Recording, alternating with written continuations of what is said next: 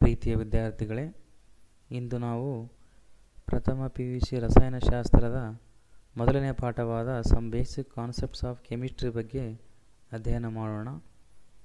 ಈ ಪಾಠದಿಂದ ಮುಖ್ಯ ಪರೀಕ್ಷೆಗೆ ಒಟ್ಟು 8 ಮಾರ್ಕ್ಸ್ಗಳನ್ನು ಕೇಳಲಾಗುತ್ತೆ.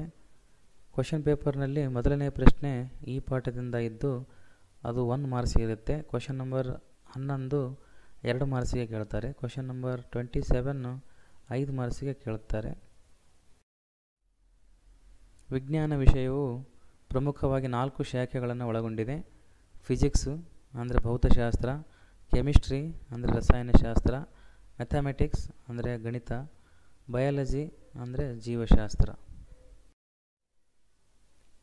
Science is A systematic study of knowledge ಅಂದರೆ ವಿಜ್ಞಾನವು ಒಂದು ಜ್ಞಾನದ ವ್ಯವಸ್ಥಿತವಾದ ಅಧ್ಯಯನವಾಗಿದೆ. ವಿಜ್ಞಾನದ ವಿವಿಧ ಶಾಖೆಗಳ ಬಗ್ಗೆ ತಿಳಿಯೋಣ. ಮೊದಲನೆಯ ಶಾಖೆ ಫಿಸಿಕ್ಸ್ ಅಂದರೆ ಭೌತಶಾಸ್ತ್ರ.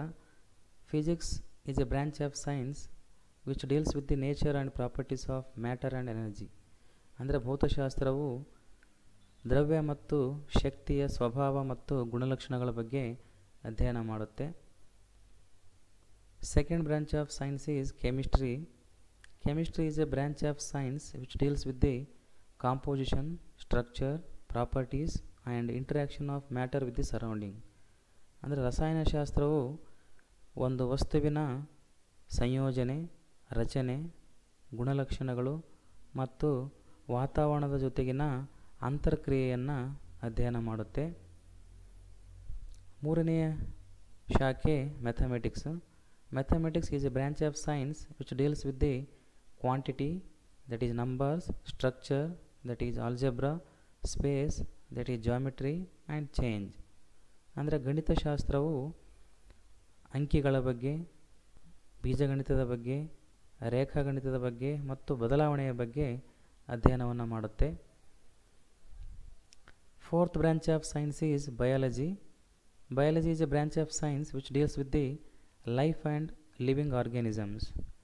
ಜೀವಶಾಸ್ತ್ರವು ಜೀವನ ಮತ್ತು ಜೀವಿಗಳ ಬಗ್ಗೆ ಅಧ್ಯಯನವನ್ನು ಮಾಡುತ್ತೆ. Let us discuss now about importance of chemistry ಅಂದರೆ ರಸಾಯನಶಾಸ್ತ್ರದ ಮಹತ್ವ, ಅದರ ಬಗ್ಗೆ ಅಧ್ಯಯನ ಮಾಡೋಣ. Chemistry is used to manufacture fertilisers, insecticides and pesticides ಅಂದರೆ ರಸಾಯನಶಾಸ್ತ್ರವನ್ನು ರಸಗೊಬ್ಬರಗಳನ್ನು, ಕೀಟನಾಶಕಗಳನ್ನು ಮತ್ತು ಕಳೆನಾಶಕಗಳನ್ನು ಉತ್ಪಾದನೆ ಮಾಡುವಲ್ಲಿ ಬಳಸುತ್ತಾರೆ. Chemistry is also used to prepare drugs like cisplatin and taxol which are used to treat cancer, and AZT, that is azithromycin, which is used to treat AIDS ಅಂದರೆ ರಸಾಯನಶಾಸ್ತ್ರವನ್ನು ಔಷಧಿಗಳ ಉತ್ಪಾದನೆಯಲ್ಲಿ ಬಳಸ್ತಾರೆ. ಉದಾಹರಣೆಗೆ ಸಿಸ್ಪ್ಲಾಟಿನಮ್ ಆ್ಯಂಡ್ ಟ್ಯಾಕ್ಸಾಲ್ ಎಂಬ ಔಷಧಿಗಳ ಉತ್ಪಾದನೆಯಲ್ಲಿ ಈ ಔಷಧಿಗಳನ್ನು ಕ್ಯಾನ್ಸರ್ ಟ್ರೀಟ್ಮೆಂಟಲ್ಲಿ ಬಳಸ್ತಾರೆ. ಅಜಿಡೋಥೈಮಿಡಿನ್ ಎಂಬ ಔಷಧಿಯನ್ನು ಏಡ್ಸ್ ಟ್ರೀಟ್ಮೆಂಟಲ್ಲಿ ಬಳಸ್ತಾರೆ. ನಾವು let us know about nature of matter ಅಂದರೆ ದ್ರವ್ಯದ ಸ್ವಭಾವದ ಬಗ್ಗೆ ತಿಳಿಯೋಣ. Anything which has mass and occupies space is called matter ಅಂದರೆ ಯಾವುದಕ್ಕೆ ತೂಕ ಇದೆಯೋ ಮತ್ತು ಯಾವುದು ಜಾಗವನ್ನು ಆಕ್ರಮಿಸಿಕೊಳ್ಳುತ್ತದೆಯೋ ಅದನ್ನು ನಾವೇನಂತ ಕರಿತೀವಿ? ದ್ರವ್ಯ ಅಂತ ಕರಿತೀವಿ. Examples of matter are all living beings, that is plants and animals, and non-living things like soil, air, stone are composed of matter ಅಂದರೆ ನಮ್ಮ ಸುತ್ತಮುತ್ತಲಿರ್ತಕ್ಕಂಥ ಎಲ್ಲ ವಸ್ತುಗಳು, ಅವು ಜೀವಿಗಳಿರ್ಬೋದು, ನಿರ್ಜೀವಿಗಳಿರ್ಬೋದು, ಎಲ್ಲವೂ ದ್ರವ್ಯದಿಂದ ಮಾಡಲ್ಪಟ್ಟಿವೆ. Let us know about types of matter ಅಂದರೆ ದ್ರವ್ಯದ ಸ್ಥಿತಿಗಳು ಅಥವಾ ವಿಧಗಳಂತ. First state of matter is solid ಅಂದರೆ ಘನ ವಸ್ತು. Second state of matter is liquid ದ್ರವ ವಸ್ತು. Third state of matter is gas ಅಂದರೆ ಅನಿಲ ವಸ್ತು. Let us know the differences between solid, liquid and gas. The distance between the particles is very small in case of solid, small in case of liquid, very long in case of gas. ಅಂದರೆ ಕಣಗಳ ನಡುವಿನ ದೂರ ಘನಸ್ಥಿತಿಯಲ್ಲಿ ಅತಿ ಹತ್ತಿರ, ದ್ರವದಲ್ಲಿ ಹತ್ತಿರ, ಅನಿಲದಲ್ಲಿ ಅತಿ ದೂರ. ಎರಡನೇ property, movement of particles is very slow in case of solids, medium in case of liquid, very fast in case of gas. ಅಂದರೆ ಕಣಗಳ ಚಲನೆಯು ಘನ ಸ್ಥಿತಿಯಲ್ಲಿ ಅತಿ ನಿಧಾನವಾಗಿರುತ್ತೆ, ದ್ರವದಲ್ಲಿ ನಿಧಾನವಾಗಿರುತ್ತೆ, ಅನಿಲದಲ್ಲಿ ಅತಿ ವೇಗವಾಗಿರುತ್ತೆ. Let us know about transformation of matter, ಅಂದರೆ ದ್ರವ್ಯದ ರೂಪಾಂತರದ ಬಗ್ಗೆ ತಿಳಿಯೋಣ. Interconversion of matter can be done by changing the conditions of temperature and pressure. ಅಂದರೆ ದ್ರವ್ಯವನ್ನು ಒಂದು ಸ್ಥಿತಿಯಿಂದ ಇನ್ನೊಂದು ಸ್ಥಿತಿಗೆ ರೂಪಾಂತರ ಮಾಡಬಹುದು. ತಾಪಮಾನ ಮತ್ತು ಒತ್ತಡವನ್ನು ಬದಲಾವಣೆ ಮಾಡುವುದರ ಮೂಲಕ ನಾವು ರೂಪಾಂತರ ಮಾಡಬಹುದು. Solid can be converted into liquid by heating. Liquid can be converted into gas by heating. The reverse process is cooling, that is, gas on cooling gives liquid, liquid on cooling freezes into a solid. ಅಂದರೆ ನಾವು ಘನ ವಸ್ತುವನ್ನು ಬಿಸಿ ಮಾಡುವುದರಿಂದ ದ್ರವ ವಸ್ತುವಾಗಿ ಪರಿವರ್ತನೆ ಮಾಡ್ಬೋದು. ದ್ರವವನ್ನು ಹೀಟ್ ಮಾಡಿದರೆ ಅನಿಲವನ್ನಾಗಿ ಪರಿವರ್ತಿಸಬಹುದು. ಅನಿಲವನ್ನು ಕೂಲ್ ಮಾಡಿದರೆ ದ್ರವವನ್ನಾಗಿ ಪರಿವರ್ತಿಸಬಹುದು. ದ್ರವವನ್ನು ಕೂಲ್ ಮಾಡಿದರೆ ಘನವನ್ನಾಗಿ ಪರಿವರ್ತನೆ ಮಾಡಬಹುದು. Let us know the characteristics of matter, ಅಂದರೆ ದ್ರವ್ಯದ ಗುಣಲಕ್ಷಣಗಳ ಬಗ್ಗೆ ತಿಳಿಯೋಣ. Solids have definite volume and definite shape. ಅಂದರೆ ಘನ ವಸ್ತುಗಳು ನಿರ್ದಿಷ್ಟ ಗಾತ್ರ ಮತ್ತು ನಿರ್ದಿಷ್ಟ ಆಕಾರವನ್ನು ಹೊಂದಿವೆ. Liquids have definite volume but not definite shape. ಅಂದರೆ ದ್ರವ ವಸ್ತುಗಳು ನಿರ್ದಿಷ್ಟ ಗಾತ್ರವನ್ನು ಹೊಂದಿವೆ, ಆದರೆ ನಿರ್ದಿಷ್ಟ ಆಕಾರವನ್ನು ಹೊಂದಿಲ್ಲ. Gases have neither definite volume nor definite shape. ಅಂದರೆ ಅನಿಲಗಳು ನಿರ್ದಿಷ್ಟ ಆಕಾರವನ್ನು ಹೊಂದಿಲ್ಲ, ನಿರ್ದಿಷ್ಟ ಗಾತ್ರವನ್ನು ಹೊಂದಿಲ್ಲ. Let us know about classification of matter, ಅಂದರೆ ದ್ರವ್ಯದ ವರ್ಗೀಕರಣದ ಬಗ್ಗೆ ತಿಳಿಯೋಣ. Matter can be classified into two types, mixtures and pure substances. ಅಂದರೆ ದ್ರವ್ಯವನ್ನು ಎರಡು ವಿಧಗಳಾಗಿ ವಿಂಗಡಿಸಿದರೆ, ಮಿಶ್ರಣಗಳು ಮತ್ತು ಶುದ್ಧ ವಸ್ತುಗಳಂತ. Mixtures again classified into two types, homogeneous mixtures and heterogeneous mixtures. ಅಂದರೆ ಮಿಶ್ರಣಗಳನ್ನು ಮತ್ತೆ ಎರಡು ವಿಧಗಳಾಗಿ ವರ್ಗೀಕರಣ ಮಾಡಿದರೆ, ಸಮರೂಪ ಮಿಶ್ರಣಗಳು ಮತ್ತು ಅಸಮರೂಪ ಮಿಶ್ರಣಗಳಂತ. Pure substances are also classified into two types, elements and compounds. ಅಂದರೆ ಶುದ್ಧ ವಸ್ತುಗಳನ್ನು ಮತ್ತೆ ಎರಡು ವಿಧಗಳಾಗಿ ವರ್ಗೀಕರಿಸಿದರೆ, ಮೂಲ ವಸ್ತುಗಳು ಮತ್ತು ಸಂಯುಕ್ತ ವಸ್ತುಗಳಂತ. Let us know about mixtures, ಮಿಶ್ರಣಗಳ ಬಗ್ಗೆ ತಿಳಿಯೋಣ. A mixture is a kind of matter that contains two or more substances in any ratio. ಮಿಶ್ರಣವು ಒಂದು ದ್ರವ್ಯದ ರೂಪವಾಗಿದ್ದು ಎರಡು ಅಥವಾ ಎರಡಕ್ಕಿಂತ ಹೆಚ್ಚು ವಸ್ತುಗಳನ್ನು ಅನಿರ್ದಿಷ್ಟ ಅನುಪಾತದಲ್ಲಿ ಒಳಗೊಂಡಿರುತ್ತೆ. Example of mixture is sugar solution in water and tea. ಮಿಶ್ರಣಕ್ಕೆ ಉದಾಹರಣೆ ಅಂದರೆ ನೀರಿನಲ್ಲಿನ ಸಕ್ಕರೆಯ ದ್ರಾವಣ ಮತ್ತು ಟೀ. ನೋಡಿ, ಟೀನಲ್ಲಿ ಎರಡಕ್ಕಿಂತ ಹೆಚ್ಚು ವಸ್ತುಗಳಿವೆ. ಸಕ್ಕರೆ ಇರುತ್ತೆ, ನೀರಿರುತ್ತೆ, ಟೀ ಪೌಡರ್ ಇರುತ್ತೆ, ಹಾಲು ಇರುತ್ತೆ. ಹಾಗಾಗಿ ಟೀ ಒಂದು ಮಿಶ್ರಣವಾಗಿದೆ. The components of A mixture can be separated by using physical methods like hand picking, filtration, crystallisation, distillation. ಒಂದು ಮಿಶ್ರಣದ ಘಟಕಗಳನ್ನು ನಾವು ಬೇರ್ಪಡಿಸಬೇಕಾದ್ರೆ ಭೌತಿಕ ವಿಧಾನಗಳನ್ನು ಉಪಯೋಗ ಮಾಡ್ತೀವಿ. ಮೊದಲನೆಯದು ಕೈಯಿಂದ ಬೇರ್ಪಡಿಸುವಿಕೆ, ಎರಡನೆಯದು ಸೋಸುವಿಕೆ ವಿಧಾನ, ಮೂರನೆಯದು ಸ್ಫಟಿಕೀಕರಣ ವಿಧಾನ, ನಾಲ್ಕನೆಯದು ಬಟ್ಟಿ ಇಳಿಸುವಿಕೆ ವಿಧಾನ. ನಾವು let us know about types of mixture, ಮಿಶ್ರಣದ ವಿಧಗಳ ಬಗ್ಗೆ ತಿಳಿಯೋಣ. First type of mixture is homogeneous mixture, which is a type of mixture having single phase and uniform composition. ಮೊದಲನೇ ಮಿಶ್ರಣವು ಸಮರೂಪದ ಮಿಶ್ರಣವಾಗಿದ್ದು ಇದು ಒಂದೇ ಸ್ಥಿತಿ ಮತ್ತು ಒಂದೇ ಸಂಯೋಜನೆಯನ್ನು ಹೊಂದಿರುತ್ತೆ. Example of homogeneous mixture is sugar solution. ಸಮರೂಪ ಮಿಶ್ರಣಕ್ಕೆ ಉದಾಹರಣೆ ಸಕ್ಕರೆಯ ದ್ರಾವಣವಾಗಿದೆ. ಈ ಸಕ್ಕರೆಯ ದ್ರಾವಣದಲ್ಲಿ ಸಕ್ಕರೆ ಮತ್ತು ನೀರು ಒಂದೇ ಸ್ಥಿತಿಯನ್ನು ಹೊಂದಿವೆ, ಅದು ದ್ರವ ಸ್ಥಿತಿ. ಹಾಗಾಗಿ ಇದು ಸಮರೂಪ ಮಿಶ್ರಣಕ್ಕೆ ಉದಾಹರಣೆಯಾಗಿದೆ.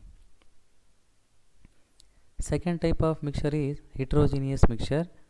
It is a type of mixture having more than one phase and non-uniform composition.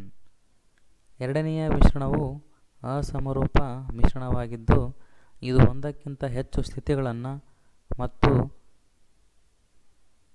ಅಸಮನಾದ ಸಂಯೋಜನೆಯನ್ನು ಹೊಂದಿರುತ್ತೆ.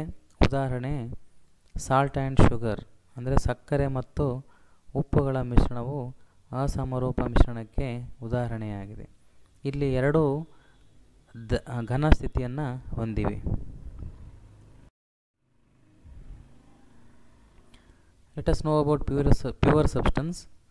Pure substance is a kind of matter that contains fixed composition and components in fixed ratio. ಶುದ್ಧ ವಸ್ತುವು ಒಂದು ದ್ರವ್ಯದ ರೂಪವಾಗಿದ್ದು ಇದು ನಿರ್ದಿಷ್ಟ ಸಂಯೋಜನೆಯನ್ನು ಮತ್ತು ನಿರ್ದಿಷ್ಟ ಅನುಪಾತದ ಘಟಕಗಳನ್ನು ಒಳಗೊಂಡಿರುತ್ತೆ. Examples of pure substances are copper, silver, gold, water, glucose. Glucose is a pure substance because it contains carbon, hydrogen and oxygen in a fixed ratio. ಗ್ಲುಕೋಸನ್ನು ನಾವು ಶುದ್ಧ ವಸ್ತು ಅಂತ ಕರಿತೀವಿ, ಯಾಕಂದರೆ ಇದರಲ್ಲಿ ಕಾರ್ಬನ್, ಹೈಡ್ರೋಜನ್ ಮತ್ತು ಆಕ್ಸಿಜನ್ಗಳು ನಿರ್ದಿಷ್ಟ ಅನುಪಾತವನ್ನು ಹೊಂದಿವೆ. ಅಂದರೆ 6 ಕಾರ್ಬನ್ಗಳಿವೆ, 12 ಹೈಡ್ರೋಜನ್ ಆಟಮ್ಗಳಿವೆ, 6 ಆಕ್ಸಿಜನ್ ಆಟಮ್ಗಳಿವೆ. ಹಾಗಾಗಿ ಗ್ಲುಕೋಸ್ ಒಂದು ಶುದ್ಧ ವಸ್ತು ಆಗಿದೆ. The components of pure substances cannot be separated by physical methods. ಅಂದರೆ ಶುದ್ಧ ವಸ್ತುಗಳ ಘಟಕಗಳನ್ನು ನಾವು ಸಾಮಾನ್ಯ ಭೌತಿಕ ವಿಧಾನಗಳಿಂದ ಬೇರ್ಪಡಿಸಲು ಸಾಧ್ಯವಿಲ್ಲ. Pure substances are classified into elements and compounds. ಶುದ್ಧ ವಸ್ತುಗಳನ್ನು ನಾವು ಮೂಲ ವಸ್ತುಗಳು ಮತ್ತು ಸಂಯುಕ್ತ ವಸ್ತುಗಳು ಎಂದು ವರ್ಗೀಕರಿಸಿದ್ದೇವೆ. Let us know about element and compound. An element is a kind of pure substance that has only one type of particles, which may be atoms. ಮೂಲ ವಸ್ತುವು ಒಂದು ಶುದ್ಧ ವಸ್ತುವಿನ ಪ್ರಕಾರವಾಗಿದ್ದು ಇದು ಒಂದೇ ರೀತಿಯ ಕಣಗಳಿಂದ ಅಥವಾ ಪರಮಾಣುಗಳಿಂದ ಮಾಡಲ್ಪಟ್ಟಿರುತ್ತದೆ. Example of elements are sodium, copper, silver, hydrogen, oxygen. A compound is a kind of pure substance that has 2 or more atoms of different elements. ಸಂಯುಕ್ತ ವಸ್ತುವು ಒಂದು ಶುದ್ಧ ವಸ್ತುವಿನ ಪ್ರಕಾರವಾಗಿದ್ದು ಇದು 2 ಅಥವಾ 2ಕ್ಕಿಂತ ಹೆಚ್ಚು ಮೂಲ ವಸ್ತುಗಳ ಪರಮಾಣುಗಳನ್ನು ಒಳಗೊಂಡಿರುತ್ತೆ. Examples of compounds are water, ammonia, carbon dioxide, sugar. Now let us know how the properties of elements are entirely different from the properties of compounds formed by them.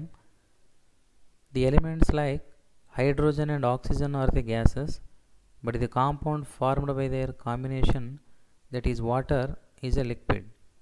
ಅಂದರೆ ಹೈಡ್ರೋಜನ್ ಮತ್ತು ಆಕ್ಸಿಜನ್ ಮೂಲ ವಸ್ತುಗಳು ಅನಿಲ ರೂಪಗಳಾಗಿವೆ, ಆದರೆ ಅವು ಉತ್ಪತ್ತಿ ಮಾಡುವ ಸಂಯುಕ್ತ ವಸ್ತುವಾದ ನೀರು ದ್ರವ ವಸ್ತು ಆಗಿದೆ. Hydrogen burns with A pop sound. Oxygen is A supporter of combustion, but water is used as A fire extinguisher. ಅಂದರೆ ಹೈಡ್ರೋಜನ್ ಗ್ಯಾಸು ಪಾಪ್ ಸೌಂಡನ್ನು ಉತ್ಪತ್ತಿ ಮಾಡುವುದರೊಂದಿಗೆ ಉರಿಯುತ್ತೆ. ಆಕ್ಸಿಜನ್ ಗ್ಯಾಸು ದಹನ ಕ್ರಿಯೆಗೆ ಸಹಕಾರ ನೀಡುತ್ತೆ, ಆದರೆ ಅವುಗಳಿಂದ ಉತ್ಪತ್ತಿಯಾಗುವ ಸಂಯುಕ್ತ ವಸ್ತುವಾದ ನೀರು ಬೆಂಕಿಯನ್ನು ನಂದಿಸುತ್ತದೆ. ಈ ರೀತಿಯಾಗಿ ಮೂಲ ವಸ್ತುಗಳ ಗುಣಧರ್ಮಗಳು ಅವುಗಳಿಂದ ಉತ್ಪತ್ತಿಯಾಗುವ ಸಂಯುಕ್ತ ವಸ್ತುವಿಗಿಂತ ವಿಭಿನ್ನವಾಗಿವೆ. The constituents of A compound can't be separated by physical methods but can be separated by chemical methods. ಅಂದರೆ ಸಂಯುಕ್ತ ವಸ್ತುವಿನ ಘಟಕಗಳನ್ನು ಭೌತಿಕ ವಿಧಾನಗಳಿಂದ ಬೇರ್ಪಡಿಸಲು ಸಾಧ್ಯವಿಲ್ಲ, ಆದರೆ ರಾಸಾಯನಿಕ ವಿಧಾನಗಳಿಂದ ಆ ಘಟಕಗಳನ್ನು ನಾವು ಬೇರ್ಪಡಿಸಬಹುದು. Now let us know about representation of atoms and molecules. ಅಂದರೆ ನಾವು ಅಣುಗಳನ್ನು ಮತ್ತು ಪರಮಾಣುಗಳನ್ನು ಯಾವ ರೀತಿಯಾಗಿ ಪ್ರತಿನಿಧಿಸ್ತೀವಿ ಎಂಬುದರ ಬಗ್ಗೆ ತಿಳಿಯೋಣ. ವಿವಿಧ ಮೂಲವಸ್ತುಗಳ ಪರಮಾಣುಗಳನ್ನು ಅವುಗಳ ಪರಮಾಣು ಸಂಖ್ಯೆಗಳ ಆಧಾರದ ಮೇಲೆ ಈ ಕೆಳಗಿನಂತೆ ನಾವು ಏನು ಮಾಡ್ತೀವಿ, ಗುರುತಿಸ್ತೀವಿ. Let us know about formation of hydrogen molecule. It is formed by the combination of two hydrogen atoms. ಅಂದರೆ ಒಂದು ಹೈಡ್ರೋಜನ್ ಅಣುವು ಎರಡು ಹೈಡ್ರೋಜನ್ ಪರಮಾಣುಗಳ ಸಂಯೋಗದಿಂದ ಉತ್ಪತ್ತಿಯಾಗುತ್ತೆ. Similarly oxygen molecule is formed by the combination of two oxygen atoms. ಅಂದರೆ ಒಂದು oxygen ಅಣುವು ಎರಡು oxygen ಪರಮಾಣುಗಳ ಸಂಯೋಗದಿಂದ ಉತ್ಪತ್ತಿಯಾಗುತ್ತೆ. ಈಗ ನಾವು ವಿವಿಧ ಅಣುಗಳ ರಚನೆಯ ಬಗ್ಗೆ ತಿಳಿಯೋಣ. Water molecule is composed of 3 atoms. One oxygen is linked to 2 hydrogen atoms which results in a formation of water. ಅಂದರೆ ನೀರು ಎಂಬ ಅಣುವು ಒಂದು ಆಕ್ಸಿಜನ್ ಪರಮಾಣು ಮತ್ತು ಎರಡು ಹೈಡ್ರೋಜನ್ ಪರಮಾಣುಗಳಿಂದ ಉಂಟಾಗಿದೆ. ಅದೇ ರೀತಿಯಾಗಿ ಕಾರ್ಬನ್ ಡೈಆಕ್ಸೈಡ್ ಅಣುವು ಒಂದು ಕಾರ್ಬನ್ ಮತ್ತು ಎರಡು ಆಕ್ಸಿಜನ್ ಪರಮಾಣುಗಳಿಂದ ಉಂಟಾಗಿದೆ. Let us know about properties of matter and their measurements. First properties of matter are physical properties. Physical properties are the properties which can be measured or observed without changing the identity or the composition of the substance. ಅಂದರೆ ದ್ರವ್ಯದ ಮೊದಲ ಗುಣಧರ್ಮ ಏನಂದರೆ ಭೌತಿಕ ಗುಣಧರ್ಮ. ಈ ಭೌತಿಕ ಗುಣಧರ್ಮಗಳನ್ನು ನಾವು ಏನು ಮಾಡ್ಬೋದು, ಅಳತೆ ಮಾಡ್ಬೋದು ಮತ್ತು ನೋಡ್ಬೋದು. ಯಾವ ರೀತಿಯಾಗಿ ಅಂದರೆ ಆ ವಸ್ತುವಿನ ಗುರುತು ಅಥವಾ ಸಂಯೋಜನೆಯನ್ನು ಬದಲಾವಣೆ ಮಾಡಲಾರದೆ ನಾವು ಈ ಗುಣಧರ್ಮಗಳನ್ನು ತಿಳಿಯಬಹುದು. ಅಂಥ ನಾವು ಗುಣಧರ್ಮಗಳನ್ನು ನಾವೇನಂತ ಕರಿತೀವಿ, ಭೌತಿಕ ಗುಣಧರ್ಮಗಳಂತ ಕರಿತೀವಿ. Examples of physical properties are colour, odour, melting point, boiling point, density. ಭೌತಿಕ ಗುಣಧರ್ಮಗಳಿಗೆ ಉದಾಹರಣೆಗಳು ಏನಂದರೆ ಬಣ್ಣ, ವಾಸನೆ, ಕರಗುವ ಬಿಂದು, ಕುದಿಯುವ ಬಿಂದು, ಸಾಂದ್ರತೆ. ನೋಡಿ, ಈ ಎಲ್ಲ ಗುಣಧರ್ಮಗಳನ್ನು ನಾವು ಆ ವಸ್ತುವಿನ ರೂಪ ಅಥವಾ ಸಂಯೋಜನೆ ಬದಲಾವಣೆ ಮಾಡಲಾರದೆ ನಾವು ಏನು ಮಾಡ್ತೀವಿ, ಅಳತೆ ಮಾಡ್ಬೋದು ಮತ್ತು ನೋಡ್ಬೋದು. ಹಾಗಾಗಿ ಇವುಗಳನ್ನು ನಾವೇನಂತ ಕರಿತೀವಿ, ಭೌತಿಕ ಗುಣಧರ್ಮಗಳು ಅಂತ ಕರಿತೀವಿ.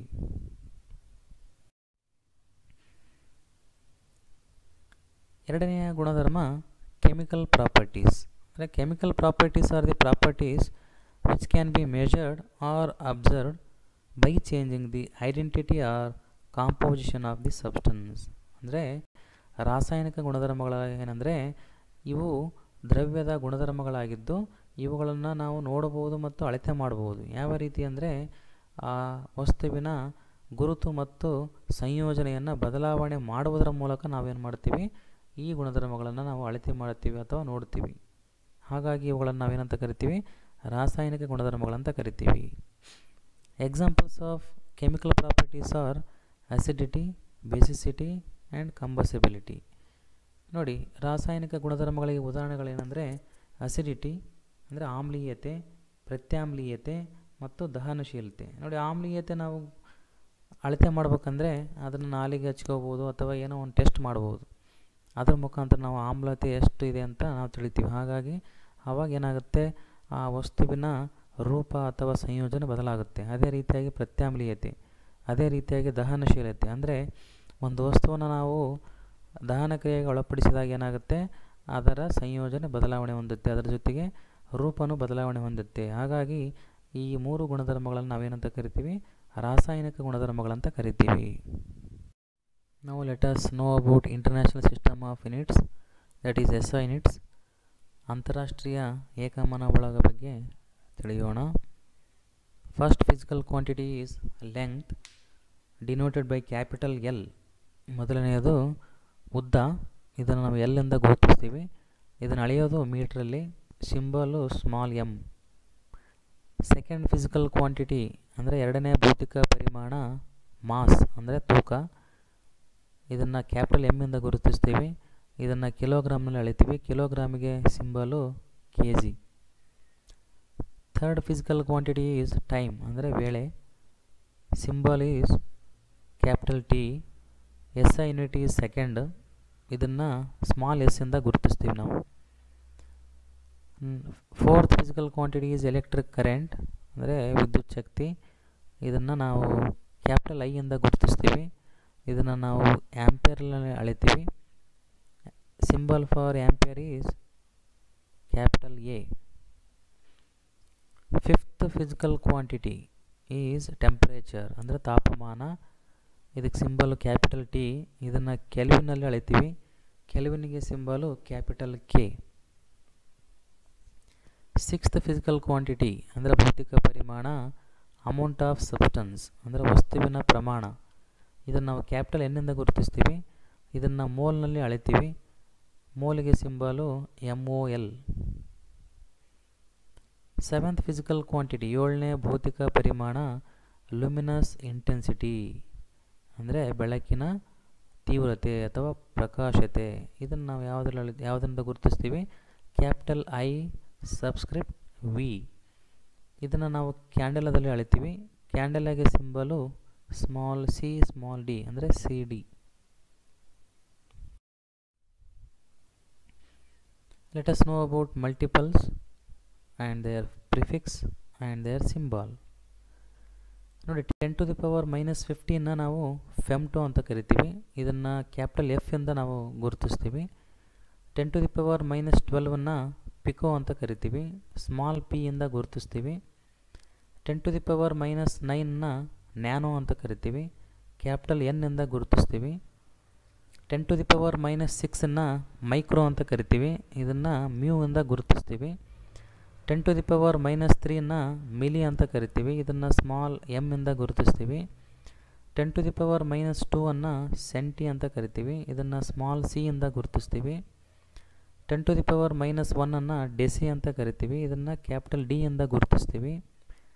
10 to the power 1 ಡೆಕಾ ಅಂತ ಕರಿತೀವಿ, ಇದನ್ನು ಡಿ ಎ ಇಂದ ಗುರುತಿಸ್ತೀವಿ. 10 to the power 3 ಕಿಲೋ ಅಂತ ಕರಿತೀವಿ, ಇದನ್ನು ಸ್ಮಾಲ್ ಕೆ ಇಂದ ಗುರುತಿಸ್ತೀವಿ. 10 to the power 6 ಮೆಗಾ ಅಂತ ಕರಿತೀವಿ, ಇದನ್ನು ಕ್ಯಾಪಿಟಲ್ ಎಮ್ ಇಂದ ಗುರುತಿಸ್ತೀವಿ. 10 to the power 9 ಗಿಗಾ ಅಂತ ಕರಿತೀವಿ, ಇದನ್ನು ಕ್ಯಾಪಿಟಲ್ ಜಿ ಇಂದ ಗುರುತಿಸ್ತೀವಿ. 10 to the power 12 ಟೆರಾ ಅಂತ ಕರಿತೀವಿ, ಇದನ್ನು ಕ್ಯಾಪಿಟಲ್ ಟಿ ಇಂದ ಗುರುತಿಸ್ತೀವಿ. Now let us know about the differences between mass and weight of a substance. ಅಂದರೆ ಒಂದು ವಸ್ತುವಿನ ತೂಕ ಮತ್ತು ದ್ರವ್ಯರಾಶಿಗಳ ಬಗ್ಗೆ ಅಧ್ಯಯನ ಮಾಡೋಣ. ಮಾಸ್ ಅಂದರೆ ದ್ರವ್ಯರಾಶಿ, ವೇಟ್ ಅಂದರೆ ತೂಕ. Mass is the amount of matter present in a substance ಅಂದರೆ ವಸ್ತುವಿನಲ್ಲಿರ್ತಕ್ಕಂಥ ದ್ರವ್ಯದ ಪ್ರಮಾಣವನ್ನು ನಾವು ಆ ವಸ್ತುವಿನ ದ್ರವ್ಯರಾಶಿ ಅಂತ ಕರಿತೀವಿ. ಆದರೆ ತೂಕ ಅಂದರೆ weight is the force exerted by gravity on an object ಅಂದರೆ ಒಂದು ವಸ್ತುವಿನ ಮೇಲಿನ ಗುರುತ್ವಾಕರ್ಷಣ ಶಕ್ತಿಯನ್ನು ನಾವೇನಂತ ಕರಿತೀವಿ? ತೂಕ ಅಂತ ಕರಿತೀವಿ. ಮಾಸ್ ಈಸ್ ಆಲ್ವೇಸ್ ಕಾನ್ಸ್ಟಂಟ್ ಅಂದರೆ ದ್ರವ್ಯರಾಶಿಯು ಸದಾ ಏನಾಗಿರುತ್ತೆ? ಸ್ಥಿರವಾಗಿರುತ್ತೆ. Weight varies from one place to the other ಅಂದರೆ ತೂಕವು ಏನಾಗಿರುತ್ತೆ? ಅಸ್ಥಿರವಾಗಿರುತ್ತೆ. ಅಂದರೆ ಒಂದು ಜಾಗದಿಂದ ಇನ್ನೊಂದು ಜಾಗಕ್ಕೆ ಹೋದಂತೆಲ್ಲ ಏನಾಗುತ್ತೆ? ಅದು ವ್ಯತ್ಯಾಸ ಹೊಂದುತ್ತಾ ಹೋಗುತ್ತದೆ. Mass is a scalar quantity ಅಂದರೆ ದ್ರವ್ಯರಾಶಿಯು ಏನಾಗಿದೆ? ಅದಿಶ ಪರಿಮಾಣವಾಗಿದೆ. ಆದರೆ ತೂಕವು ಅಂದರೆ weight is a vector quantity ಅಂದರೆ ತೂಕವು ಏನಾಗಿದೆ? ಸದಿಶ ಪರಿಮಾಣವಾಗಿದೆ. ಅದಿಶ ಅಂದರೆ ಏನಂದರೆ ದಿಕ್ಕು ಹೊಂದಿಲ್ಲ, ಬರೀ ಪರಿಮಾಣ ಮಾತ್ರ ಹೊಂದಿದೆ. ಅದು ಯಾವುದು? ದ್ರವ್ಯರಾಶಿ. ದಿಕ್ಕು ಮತ್ತು ಪರಿಮಾಣ ಎರಡನ್ನೂ ಹೊಂದಿರತಕ್ಕಂಥದ್ದು ಯಾವುದು? ತೂಕ, that is weight. Let us know about mass, ಅಂದರೆ ದ್ರವ್ಯರಾಶಿ ಬಗ್ಗೆ ಅಧ್ಯಯನ ಮಾಡೋಣ. The mass of a substance determined very accurately in the lab by using an analytical balance. ಅಂದರೆ ನಾವು ಪ್ರಯೋಗಾಲಯದಲ್ಲಿ ದ್ರವ್ಯರಾಶಿಯನ್ನು, ಒಂದು ವಸ್ತುವಿನ ದ್ರವ್ಯರಾಶಿಯನ್ನು ಅಕ್ಯುರೇಟಾಗಿ ಯಾವುದರಿಂದ ಅಳತೆ ಮಾಡ್ತೀವಿ? ಅನಲಿಟಿಕಲ್ ಬ್ಯಾಲೆನ್ಸ್ ಎಂಬ ಉಪಕರಣದಿಂದ. S I unit of mass is K G, that is kilogram. ಅಂದರೆ ದ್ರವ್ಯರಾಶಿಯ ಅಂತಾರಾಷ್ಟ್ರೀಯ ಏಕಮಾನ ಯಾವುದಂದರೆ ಕಿಲೋಗ್ರಾಮ್. ಅದನ್ನು ಕೆ ಜಿಯಿಂದ ಗುರುತಿಸ್ತೀವಿ. ನಾವು let us know about volume, ಅಂದರೆ ಗಾತ್ರದ ಬಗ್ಗೆ ತಿಳಿಯೋಣ. The volume is the amount of 3 dimensional space occupied by A substance. ಒಂದು ವಸ್ತುವು 3 ಆಯಾಮದ ಜಾಗವನ್ನು ಎಷ್ಟು ಪ್ರಮಾಣದಲ್ಲಿ ಆಕ್ರಮಿಸಿಕೊಂಡಿದೆಯೋ ಅದನ್ನು ನಾವೇನಂತ ಕರಿತೀವಿ? ಆ ವಸ್ತುವಿನ ಗಾತ್ರ ಅಂತ ಕರಿತೀವಿ. ಹಾಗಾದರೆ ಗಾತ್ರದ ಏಕಮಾನ ಏನಂದರೆ, ಲೆಂಗ್ತನ್ನು ನಾವು 3 ಪಟ್ಟು ಗುಣಿಸಿದಾಗ ನಮಗೇನು ಸಿಗುತ್ತೆ? ಗಾತ್ರದ ಏಕಮಾನ ಸಿಗುತ್ತೆ. ಅಂದರೆ length into breadth into height, ಉದ್ದ, ಅಗಲ, ಎತ್ತರ, ಇವು ಮೂರನ್ನು ಸೇರಿ ಏನಾಗಿದೆ? ಗಾತ್ರದ ಏಕಮಾನವಾಗಿದೆ. S I unit of volume is metre cube. ಅಂದರೆ ಅಂತಾರಾಷ್ಟ್ರೀಯ ಏಕಮಾನ ಗಾತ್ರದ್ದು ಏನಂದರೆ metre cube. Other units are centimetre cube and decimetre cube. 1 litre ಅಂದರೆ 1000 ml ಸಮ. 1000 ಸೆಂಟಿಮೀಟರ್ ಕ್ಯೂಬ್ ಅಂದರೆ 1 ಡೆಸಿಮೀಟರ್ ಕ್ಯೂಬ್ಗೆ ಸಮ. ಇವುಗಳನ್ನ ನೆನಪಿಟ್ಕೋಬೇಕಾಗುತ್ತೆ ನೀವು. ಪ್ರಾಬ್ಲಮ್ ಮಾಡೋ ಟೈಮಲ್ಲಿ ಇದು ಯೂಸ್ ಆಗುತ್ತೆ. In the lab volume of liquids or solutions measured by graduated cylinder, burette, pipette. ನಾವು ಪ್ರಯೋಗಾಲಯದಲ್ಲಿ ಏನು ಮಾಡ್ತೀವಿ? ದ್ರವ ಮತ್ತು ದ್ರಾವಣಗಳ ಗಾತ್ರಗಳನ್ನು ನಾವು ಯಾವುದರಿಂದ ಅಳತೆ ಮಾಡ್ತೀವಿ? ಗ್ರ್ಯಾಜುಯೇಟೆಡ್ ಸಿಲಿಂಡರ್, ಬ್ಯೂರೇಟು, ಪಿಪೆಟ್ ಎಂಬ ಉಪಕರಣಗಳಿಂದ ಅಳತೆ ಮಾಡ್ತೀವಿ. A volumetric flask is use to prepare a known volume of a solution. Volumetric flask ಎಂಬ ಉಪಕರಣದಿಂದ ನಾವೇನು ಮಾಡ್ತೀವಿ? ನಮಗೆ ಎಷ್ಟು ಬೇಕೋ ಅಷ್ಟು ಗಾತ್ರದ ದ್ರಾವಣವನ್ನು ನಾವು ತಯಾರು ಮಾಡ್ತೀವಿ. ಗಾತ್ರವನ್ನು ಅಳತೆ ಮಾಡ್ತಕ್ಕಂಥ ಕೆಲವು ಸಾಧನಗಳು ಯಾವ್ಯಾವು ಅಂದರೆ ಬ್ಯೂರೇಟು, ಪಿಪೆಟ್ಟು, ಗ್ರ್ಯಾಜುಯೇಟೆಡ್ ಸಿಲಿಂಡರು, ವಾಲ್ಯೂಮೆಟ್ರ್ ಫ್ಲಾಸ್ಕ್. ಇವೆಲ್ಲ ಉಪಕರಣಗಳನ್ನು ನಾವು ಬಳಸಿಕೊಂಡು ಏನು ಮಾಡ್ಬೋದು? ದ್ರಾವಣಗಳ ಗಾತ್ರಗಳನ್ನು ನಾವು ಅಳತೆ ಮಾಡ್ಬೋದು. ಯಾವುದರಲ್ಲಿ? ಪ್ರಯೋಗಾಲಯದಲ್ಲಿ. Let us know about density, that is ಸಾಂದ್ರತೆ. Density is the amount of a substance per unit volume. ಸಾಂದ್ರತೆ ಅಂದರೆ ಒಂದು ನಿರ್ದಿಷ್ಟ ಜಾಗದಲ್ಲಿ ಎಷ್ಟು ಪ್ರಮಾಣದ ವಸ್ತುವು ಶೇಖರಣೆಯಾಗಿದೆಯೋ ಅದನ್ನು ನಾವೇನಂತ ಕರಿತೀವಿ? ಸಾಂದ್ರತೆ ಅಂತ ಕರಿತೀವಿ. S I unit of density is equal to S I unit of mass divide by S I unit of volume, that is K G per metre cube. ಸಾಂದ್ರತೆಯ ಅಂತಾರಾಷ್ಟ್ರೀಯ ಏಕಮಾನ ಏನಪ್ಪ ಅಂದರೆ, ಅದಕ್ಕೆ ಫಾರ್ಮುಲಾ ಏನಿದೆ ಅಂದರೆ ಡೆನ್ಸಿಟಿ, ಸಾಂದ್ರತೆ ಈಸ್ ಈಕ್ವಲ್ ಟು ದ್ರವ್ಯರಾಶಿ divided by ಗಾತ್ರ. ದ್ರವ್ಯರಾಶಿದೇನಿದೆ ಕೆ ಜಿ ಇದೆ, ವಾಲ್ಯೂಮ್ದೇನಿದೆ ಮೀಟರ್ ಕ್ಯೂಬ್ ಇದೆ. ಹಾಗಾಗಿ ಅಂತಾರಾಷ್ಟ್ರೀಯ ಏಕಮಾನ ಡೆನ್ಸಿಟಿದು ಏನಾಗುತ್ತೆ? K G per metre cube ಆಗುತ್ತೆ. Non S I unit of density is gram per centimetre cube. ನಾವು let us discuss about temperature, ಅಂದರೆ ತಾಪಮಾನದ ಬಗ್ಗೆ ತಿಳಿಯೋಣ. ತಾಪಮಾನವನ್ನು ನಾವು ಅಳತೆ ಮಾಡೋದಕ್ಕೋಸ್ಕರ 3 ರೀತಿಯ ಸ್ಕೇಲ್ಗಳಿವೆ. ಮೊದಲನೆಯದು ಡಿಗ್ರಿ ಸೆಲ್ಸಿಯಸ್ಸು, ಎರಡನೆಯದು ಡಿಗ್ರಿ ಫ್ಯಾರನೀಟು, ಮೂರನೆಯದು Kelvin. S I unit of temperature is Kelvin. ಅಂದರೆ ತಾಪಮಾನದ ಅಂತಾರಾಷ್ಟ್ರೀಯ ಏಕಮಾನ ಏನಂದರೆ ಕೆಲ್ವಿನ್. ಅದನ್ನು ಕ್ಯಾಪಿಟಲ್ ಕೆ ಇಂದ ಗುರುತಿಸ್ತೀವಿ. The temperature with Celsius scale are calibrated from 0 to 100 degree Celsius. 0 is freezing point of water, 100 degree Celsius is boiling point of water. ಅಂದರೆ Celsius ಸ್ಕೇಲಲ್ಲಿ ನಮಗೆ ಎಲ್ಲಿಂದ ಎಲ್ಲಿವರೆಗೆ ಇರುತ್ತೆ ವ್ಯಾಲ್ಯೂಸು? 0 ಇಂದ 100 ಡಿಗ್ರಿ ಸೆಲ್ಸಿಯಸ್ವರೆಗೆ ಇರುತ್ತೆ. 0 ಡಿಗ್ರಿ ಏನಂದರೆ ನೀರಿನ ಘನೀಕರಣ ಬಿಂದು, ಹೌದಾ? 100 ಡಿಗ್ರಿ ಸೆಲ್ಸಿಯಸ್ ಏನದು? ನೀರಿನ ಕುದಿಯುವ ಬಿಂದು. The Fahrenheit scale is represented between 32 degree to 212 degree. Fahrenheit ಸ್ಕೇಲಲ್ಲಿ ವ್ಯಾಲ್ಯೂಸ್ ಎಲ್ಲಿಂದ ಎಲ್ಲಿವರೆಗೆ ಇರುತ್ತೆ ಅಂದರೆ 32 ಡಿಗ್ರಿ ಫ್ಯಾರನೈಟಿಂದ 212 ಡಿಗ್ರಿ ಫ್ಯಾರನೈಟ್ವರೆಗೆ ಇರುತ್ತೆ. ಈಗ 3 ಸ್ಕೇಲ್ಗಳಾದ ಕೆಲ್ವಿನ್, ಸೆಲ್ಸಿಯಸ್, ಫ್ಯಾರನೈಟ್ ಸ್ಕೇಲಲ್ಲಿ ಟೆಂಪ್ರೇಚರ್ ವ್ಯಾಲ್ಯೂಸ್ ಯಾವ ರೀತಿಯಾಗಿ ವ್ಯತ್ಯಾಸವಂತ ನೋಡೋಣ. ಮೊದಲನೇದಾಗಿ ಸೆಲ್ಸಿಯಸ್ ಸ್ಕೇಲಲ್ಲಿ 100 ಡಿಗ್ರಿ ಸೆಲ್ಸಿಯಸ್ ಇತ್ತಂದರೆ ಅದು ಕೆಲ್ವಿನ್ ಸ್ಕೇಲಲ್ಲಿ 373.15 ಡಿಗ್ರಿ ಕೆಲ್ವಿನ್ ಆಗುತ್ತೆ. ಫ್ಯಾರನೈಟ್ ಸ್ಕೇಲಲ್ಲಿ 212 ಡಿಗ್ರಿ ಫ್ಯಾರನೈಟ್ ಆಗುತ್ತೆ. ಈ 100 ಡಿಗ್ರಿ ಸೆಲ್ಸಿಯಸ್ ಏನಂದರೆ ನೀರಿನ ಕುದಿಯುವ ಬಿಂದು ಆಗಿದೆ. ಹಾಗಾದರೆ ಮಾನವನ ದೇಹದ ಉಷ್ಣತೆ ಎಷ್ಟು? ಸಾಮಾನ್ಯವಾಗಿ 37 ಡಿಗ್ರಿ ಸೆಲ್ಸಿಯಸ್ ಆಗಿರುತ್ತೆ. ಇದು ಕೆಲ್ವಿನ್ ಸ್ಕೇಲಲ್ಲಿ ಏನಾಗುತ್ತೆ 310.15 ಕೆಲ್ವಿನ್ ಆಗುತ್ತೆ. ಅದೇ ಫ್ಯಾರನೈಟ್ ಸ್ಕೇಲಲ್ಲಿ 98.6 ಆಗುತ್ತೆ. ರೂಮ್ ಟೆಂಪ್ರೇಚರ್ ಅಂದರೆ ಕೋಣೆಯ ತಾಪಮಾನ ಎಷ್ಟಿರುತ್ತೆ? ಸಾಮಾನ್ಯವಾಗಿ 25 ಡಿಗ್ರಿ ಸೆಲ್ಸಿಯಸ್ ಇರುತ್ತೆ. ಅದು ಕೆಲ್ವಿನ್ ಸ್ಕೇಲಲ್ಲಿ 298.15 ಆಗುತ್ತೆ. ಫ್ಯಾರನೈಟ್ ಸ್ಕೇಲಲ್ಲಿ ಏನಾಗುತ್ತೆ 77 ಡಿಗ್ರಿ ಫ್ಯಾರನೈಟ್ ಆಗುತ್ತೆ. ಫ್ರೀಸಿಂಗ್ ಪಾಯಿಂಟ್ ಆಫ್ ವಾಟರ್ ಅಂದರೆ ನೀರಿನ ಘನೀಕರಣ ಬಿಂದು ಸೆಲ್ಸಿಯಸ್ ಸ್ಕೇಲಲ್ಲಿ ಎಷ್ಟಿದೆ? 0 ಡಿಗ್ರಿ ಇದೆ. ಕೆಲ್ವಿನ್ ಸ್ಕೇಲಲ್ಲಿ 273.15 ಆಗುತ್ತೆ. ಫ್ಯಾರನೈಟ್ ಸ್ಕೇಲಲ್ಲಿ 32 ಡಿಗ್ರಿ ಆಗುತ್ತೆ. ನೋಡಿ, ಈಗ ಸೆಲ್ಸಿಯಸ್ ಸ್ಕೇಲು ಮತ್ತು ಫ್ಯಾರನೈಟ್ ಸ್ಕೇಲ್ ಮಧ್ಯೆ ಇರತಕ್ಕಂಥ ಸಂಬಂಧದ ಸೂತ್ರದ ಬಗ್ಗೆ ನೋಡೋಣ. Degree Fahrenheit is equal to 9/5 into degree Celsius plus 32. ಅಂದರೆ ಡಿಗ್ರಿ ಸೆಲ್ಸಿಯಸ್ ವ್ಯಾಲ್ಯೂ ಕೊಟ್ಟು ಡಿಗ್ರಿ ಫ್ಯಾರನೈಟ್ ಕಂಡುಹಿಡಿಬೇಕಾದಾಗ ಏನು ಮಾಡಬೇಕು? ಮೊದಲನೇ ಫಾರ್ಮುಲಾವನ್ನು ಬಳಸ್ಬೇಕು ನಾವು. ಅದೇ ಡಿಗ್ರಿ ಫ್ಯಾರನೈಟ್ ಕೊಟ್ಟು ಡಿಗ್ರಿ ಸೆಲ್ಸಿಯಸ್ಸಲ್ಲಿ ವ್ಯಾಲ್ಯೂ ಕಂಡುಹಿಡಿಬೇಕಂದ್ರೆ ಎರಡನೆಯ ಸೂತ್ರವನ್ನು ಬಳಸಬೇಕು. ಕೆಲ್ವಿನ್ ಸ್ಕೇಲು ಮತ್ತು ಸೆಲ್ಸಿಯಸ್ ಸ್ಕೇಲ್ ಮಧ್ಯೆ ಇರತಕ್ಕಂಥ ಸಂಬಂಧದ ಸೂತ್ರ ಏನಂದರೆ 1 degree Kelvin is equal to degree Celsius plus 273.15. ಅಂದರೆ ಡಿಗ್ರಿ ಸೆಲ್ಸಿಯಸ್ಸಲ್ಲಿ ವ್ಯಾಲ್ಯೂ ಏನಾದರೂ ಕೊಟ್ಟಿದ್ದರೆ ಅದನ್ನು ಕೆಲ್ವಿನಲ್ಲಿ ಕಂಡುಹಿಡಬೇಕಂದ್ರೆ ಈ ಸೂತ್ರವನ್ನು ನಾವು ಬಳಸಬೇಕಾಗತ್ತೆ. ನೋಡಿ, ಸೆಲ್ಸಿಯಸ್ ಸ್ಕೇಲಲ್ಲಿ ನೆಗೆಟಿವ್ ವ್ಯಾಲ್ಯೂಸ್ನೂ ಏನಾಗುತ್ತೆ ಸಾಧ್ಯತೆ ಇರುತ್ತೆ. ಬಟ್ ಕೆಲ್ವಿನ್ ಸ್ಕೇಲಲ್ಲಿ ಬರೀ ಪಾಸಿಟಿವ್ ವ್ಯಾಲ್ಯೂಸ್ ಮಾತ್ರ ಬರ್ತವೆ. Let us know about scientific notation. It is used to express very large or very small numbers in a simplest form.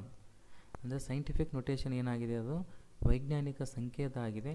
ಇದನ್ನು ಯಾವುದಕ್ಕೆ ಬಳಸ್ತೀವಿ ಅಂದರೆ ನಾವು ಅತಿ ದೊಡ್ಡ ಸಂಖ್ಯೆ ಅಥವಾ ಅತಿ ಸಣ್ಣ ಸಂಖ್ಯೆಗಳನ್ನು ಸಂಕ್ಷಿಪ್ತ ರೂಪದಲ್ಲಿ ಬರೀಬೇಕಾದ್ರೆ ಈ ಸೈಂಟಿಫಿಕ್ ನೊಟೇಷನನ್ನು ನಾವು ಬಳಸ್ತೀವಿ. It is an exponential notation in which any number can be represented in the form capital N into 10 to the power small n. ಅಂದರೆ ಇದೇನಾಗಿದೆ? ಘಾತ ಸೂಚಿಯ ಒಂದು ಸಂಕೇತ ಆಗಿದೆ. ಇದರಲ್ಲಿ ನಾವು ನಂಬರನ್ನು ಯಾವ ರೀತಿಯಾಗಿ ಪ್ರತಿನಿಧಿಸ್ತೀವಿ ಅಂದರೆ capital N into 10 to the power n. ಇಲ್ಲಿ ಸ್ಮಾಲ್ n ಏನಾಗಿದೆ ಅಂದರೆ ಘಾತ ಸೂಚಿಯಾಗಿದೆ. ಅದಕ್ಕೆ ಪ್ಲಸ್ ವ್ಯಾಲ್ಯೂ ಇರ್ಬೋದು ಅಥವಾ ನೆಗೆಟಿವ್ ವ್ಯಾಲ್ಯೂಸನ್ನು ತೆಗೆದುಕೊಳ್ಳುತ್ತೆ. ಅದು ಕ್ಯಾಪಿಟಲ್ N ಏನಾಗುತ್ತೆ ಅಂದರೆ ಅದಕ್ಕೊಂದು ರೇಂಜ್ ಇದೆ. ಯಾವುದ್ರ ಮಧ್ಯೆ ಇರುತ್ತದು? 1 and 9.999. ಅಂದರೆ ಇವೆರಡರ ಮಧ್ಯೆ ಏನಿರುತ್ತೆ? ಕ್ಯಾಪಿಟಲ್ N ವ್ಯಾಲ್ಯೂ ಇರುತ್ತೆ. ಈಗ ನಾವು ವೈಜ್ಞಾನಿಕ ಸಂಕೇತ ರೂಪದಲ್ಲಿ ಸಂಖ್ಯೆಗಳನ್ನು ಯಾವ ರೀತಿ ಬರೀಬಹುದಂತ ತಿಳಿದುಕೊಳ್ಳೋಣ. ಉದಾಹರಣೆಗೆ 232.508 ಇದನ್ನು ನಾವು ಏನಂತ ಬರಿತೀವಿ ಅಂದರೆ 2.32508 ಇಂಟು 10 to the power 2. ಇದು ಈ ಸಂಖ್ಯೆಯ ವೈಜ್ಞಾನಿಕ ರೂಪ. ಅದೇ ನಾವು 0.00016ನ್ನು 1.6 ಇಂಟು 10 to the power -4 ಈ ರೀತಿಯಾಗಿ ಬರಿತೀವಿ. ನೋಡಿ, ಇಲ್ಲಿ ನೀವು ನೆನಪಿಡಬೇಕಾದ ವಿಷಯ ಏನಂದರೆ ಡೆಸಿಮಲ್ ಪಾಯಿಂಟನ್ನು ನಾವು ಲೆಫ್ಟ್ ತೆಗೆದುಕೊಂಡು ಹೋದರೆ ಪವರ್ ಏನಾಗುತ್ತೆ? ಪ್ಲಸ್ ಆಗುತ್ತೆ. ಅದೇ ನಾವು ಡೆಸಿಮಲ್ ಪಾಯಿಂಟನ್ನು ರೈಟ್ ಸೈಡ್ ತೆಗೆದುಕೊಂಡು ಹೋದರೆ ಪವರ್ ಏನಾಗುತ್ತೆ? ಮೈನಸ್ ಆಗುತ್ತೆ, ಅಂದರೆ ನೆಗೆಟಿವ್ ಆಗುತ್ತೆ. Now let us know about accuracy and precision. Accuracy is the agreement of a particular value to the true value of the result.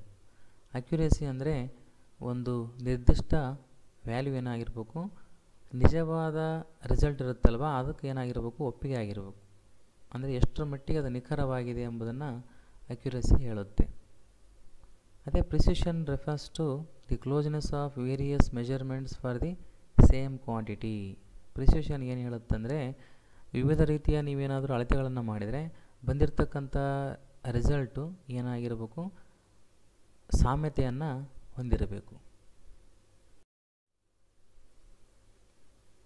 Let us take an example to understand accuracy and precision. ನೋಡಿ, true value ಎಷ್ಟಿದೆ ಅಂದ್ಕೊಳ್ಳಿ, 2 gram ಇದೆ.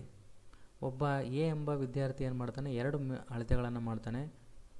ಅವನು ಮಾಡಿದ ಮೇಲೆ result 2 values ಬರುತ್ತೆ. ಮೊದಲನೆಯ ಫಲಿತಾಂಶ ಏನಾಗುತ್ತೆ, 1.95 ಗ್ರಾಮ್ ಆಗುತ್ತೆ. ಇನ್ನೊಂದು ಫಲಿತಾಂಶ 1.93 ಗ್ರಾಮ್. ಹೌದಾ? These values are precise as they are close to each other but not accurate. ನೋಡಿ, ಇವೆರಡು ವ್ಯಾಲ್ಯೂಗಳು ತಮ್ಮ ಮಧ್ಯೆ ಏನಾಗಿದ್ದಾವೆ, ಹತ್ತಿರದಲ್ಲಿದ್ದಾವೆ, ಸಾಮ್ಯತೆಯನ್ನು ಹೊಂದಿದ್ದೇವೆ. ಆದರೆ ಟ್ರೂ ವ್ಯಾಲ್ಯೂ ಇದೆಲ್ಲ 2 ಗ್ರಾಮಿಗೆ ಅವು ಅತ್ಯಂತ ದೂರದಲ್ಲಿದ್ದಾವೆ. ಹಾಗಾಗಿ ಈ ವ್ಯಾಲ್ಯೂಸ್ ಏನಾಗಿದ್ದಾವೆ, ಪ್ರಿಸೈಸ್ ಆಗಿದ್ದಾವೆ, ಆದರೆ ಅಕ್ಯುರೇಟ್ ಆಗಿಲ್ಲ. ಇನ್ನೊಬ್ಬ ಸ್ಟೂಡೆಂಟ್ ಏನು ಮಾಡ್ತಾನೆ ಅಂದರೆ ಸೇಮ್ ಎಕ್ಸ್ಪೆರಿಮೆಂಟನ್ನು ರಿಪೀಟ್ ಮಾಡ್ತಾನೆ. ಆವಾಗ ಅವನಿಗೆ 2 ವ್ಯಾಲ್ಯೂಸ್ ಬರುತ್ತೆ, 1.94 ಗ್ರಾಮು ಮತ್ತು 2.05 ಗ್ರಾಮ್. ನೋಡಿ, these observations are neither precise nor accurate. ಇವು ಪ್ರಿಸೈಸು ಇಲ್ಲ, ಅಕ್ಯುರೇಟು ಇಲ್ಲ. ಯಾಕಂದರೆ ಟ್ರೂ ವ್ಯಾಲ್ಯೂ ಇರೋದು 2 ಗ್ರಾಮು. 2 ಗ್ರಾಮಿಗೆ ಇವೆರಡು ವ್ಯಾಲ್ಯೂಸ್ ಏನಿದಾವೆ ಅತಿ ದೂರದಲ್ಲಿದ್ದಾವೆ. ಅದರ ಜೊತೆಗೆ ಇವೆರಡು ವ್ಯಾಲ್ಯೂಸು ತಮ್ಮ ಮಧ್ಯೆ ಏನಿಲ್ಲ, ಸಾಮ್ಯತೆಯನ್ನು ಹೊಂದಿಲ್ಲ. ಹಾಗಾಗಿ ಇವೆರಡು ವ್ಯಾಲ್ಯೂಸ್ ಏನಾಗಿದ್ದಾವೆ, ಪ್ರಿಸೈಸು ಅಲ್ಲ, ಅಕ್ಯುರೇಟು ಅಲ್ಲ. ಅದೇ ಮೂರನೇ ವಿದ್ಯಾರ್ಥಿ ಏನು ಮಾಡ್ತಾನೆ, ಆ ಎಕ್ಸ್ಪೆರಿಮೆಂಟ್ನ ರಿಪೀಟ್ ಮಾಡಿದಾಗ ಅಳತೆಗಳನ್ನು ಮಾಡ್ತಾನೆ. ಅಲ್ಲಿ 2 ರೀತಿಯ ಫಲಿತಾಂಶ ಬರ್ತವೆ, 2.01 ಗ್ರಾಮ್ ಆ್ಯಂಡ್ 1.99 ಗ್ರಾಮ್. ನೋಡಿ, ಈ ವ್ಯಾಲ್ಯೂಸನ್ನು ನೀವು ನೋಡಿದಾಗ 2 ಗ್ರಾಮಿಗೆ ಇವೆರಡೂ ಅತ್ಯಂತ ಹತ್ತಿರದಲ್ಲಿದ್ದಾವೆ 2 ಗ್ರಾಮಿಗೆ. ಅದೇ ರೀತಿಯಾಗಿ ತಮ್ಮ ಮಧ್ಯೆ ಏನಾಗಿದ್ದಾವೆ, ಪರಸ್ಪರ ಸಾಮ್ಯತೆಯನ್ನು ಹೊಂದಿದ್ದಾವೆ. ಹಾಗಾಗಿ these 2 values are both precise and accurate. Let us know about significant figures. Significant figures are meaningful digits which are known with certainty.